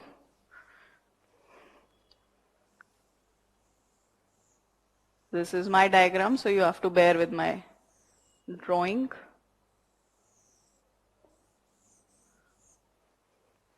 This part is your pistil. This is your stamen. This is actually inside the flower. My ovary looks terrible, but so there are these different petals which are there. Inside the petals, this structure is there. Maybe you can look up a picture. I think I missed out putting a picture of that. Okay. So this is a kind of structure. So basically the pollen grains are traveling, right? The pollen grains are traveling. They are reaching the pollen grains coming out of this part, this end, and ultimately here is the egg. They are supposed to reach here. They're supposed to reach here, and once they reach here, the egg meets the pollen. So the same process as in human beings, so as in animal, zygote. This zygote converts into an embryo, and this embryo is actually present inside a seed. And the seed can be covered by a fruit, which is what the purpose of the fruit is, for protection of the seed.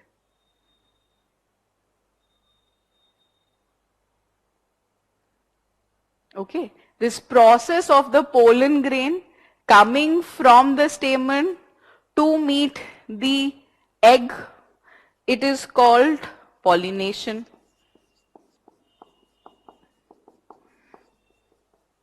So pollination is pollen from stamen reaching the pistil. That is the process of reproduction in plants with flowers. All right?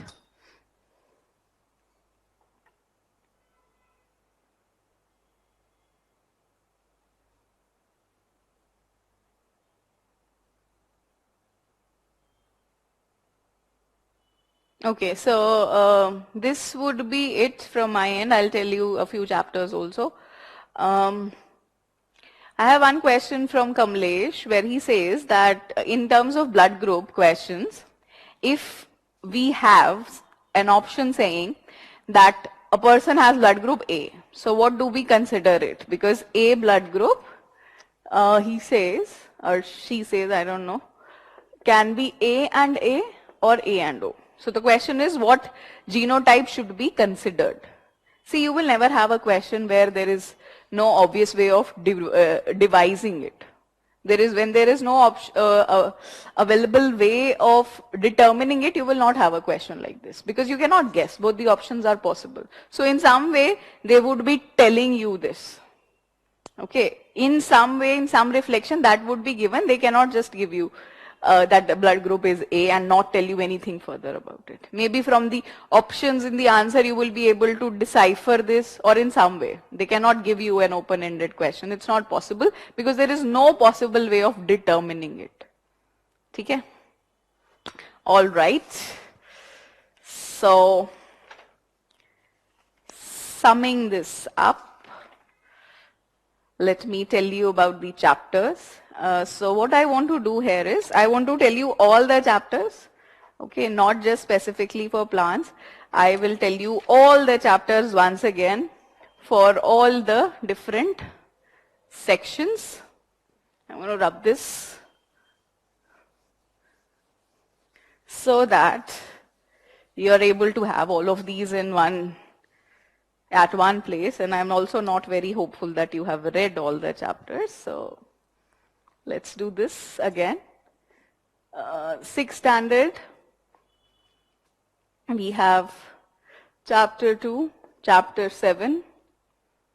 Okay, then class 7th, we have chapter number 1. This is entirely on plants. Okay, then we have chapter 2, chapter 10, 11, and this 12. This 12th chapter is also exactly on plants. Okay, let me just mark these chapters. This is on plants. This is on plants, and this last one, this is on plants. So maybe you can read them on priority because we've not covered this in class. Then 8th standard, chapter 2, 8, 9, 10, 9th standard, 5, 6 if you want to read tissues, then 7, 13. Again, these two chapters are very much optional. Mood hota padhna, nahi padhna to bhi koi dikkat nahi hai. Then class 10th, 6, 7th chapter is not needed, 8 and 9. Okay. And in class 11th, we do not have anything much relevance to your portion of biology which we need. In class 12th, you can read chapter number 5, you can chapter 6, then 7, 11 and 12. Please remember, these chapters you don't have to read completely. Please read them selectively. You will not understand. It is very complicated. It is very high end. Don't struggle with it, right? The problem with you people being taught science at such an early time period is that this is the stage where you have too much enthusiasm and you feel everything is important. Please refrain from that tendency. You need to go slow. You have a very long way. 2022 में exam देना है. अभी बहुत time पड़ा है. And if you start fussing about every small thing, you will disintegrate very soon. Okay, I'm not trying to demotivate. I'm just trying to tell you, take things as they are coming. Take your time to understand things. Go slow, but be consistent. Even if at this stage you're able to put only 4 hours, continue doing that. That is more significant than anything else. Okay, don't get confused. Have faith in the process, have faith in what is being taught to you, right? Go through your classes, make them your primary source. For science in particular, for biology, I'm saying just revise what we have done in the class. Go through these chapters, at least this much, 6 to 8. Please do read them. You will be able to associate better with the things we have done. After this, you can do selective reading of those parts which we have covered in the class, right? And as you will be able to read more and more current affairs in the next 6 months, you will be able to do more correlations. Cover your previous year's questions. That'll give you an idea better of what kind of things are there. And if you have a strong footing on your current affairs, you will be able to handle the questions once you come closer to the exam. Okay, this area is technical. It is not going to come easily to many of you, as a lot of things I understood are new, right? So give yourself that window, give yourself that time period to work things up, to gradually understand or let it fit into your system. I will also share my email ID with you, jasmine.lakshya@gmail.com. If at any point you feel the need to contact me, you can drop me a mail. Yes, I will definitely reply to you. All right, all the letters are in small. And on that note, thank you for your extra patience. Thank you, Vishal and Nikhil, and good night, and all the best to all of you.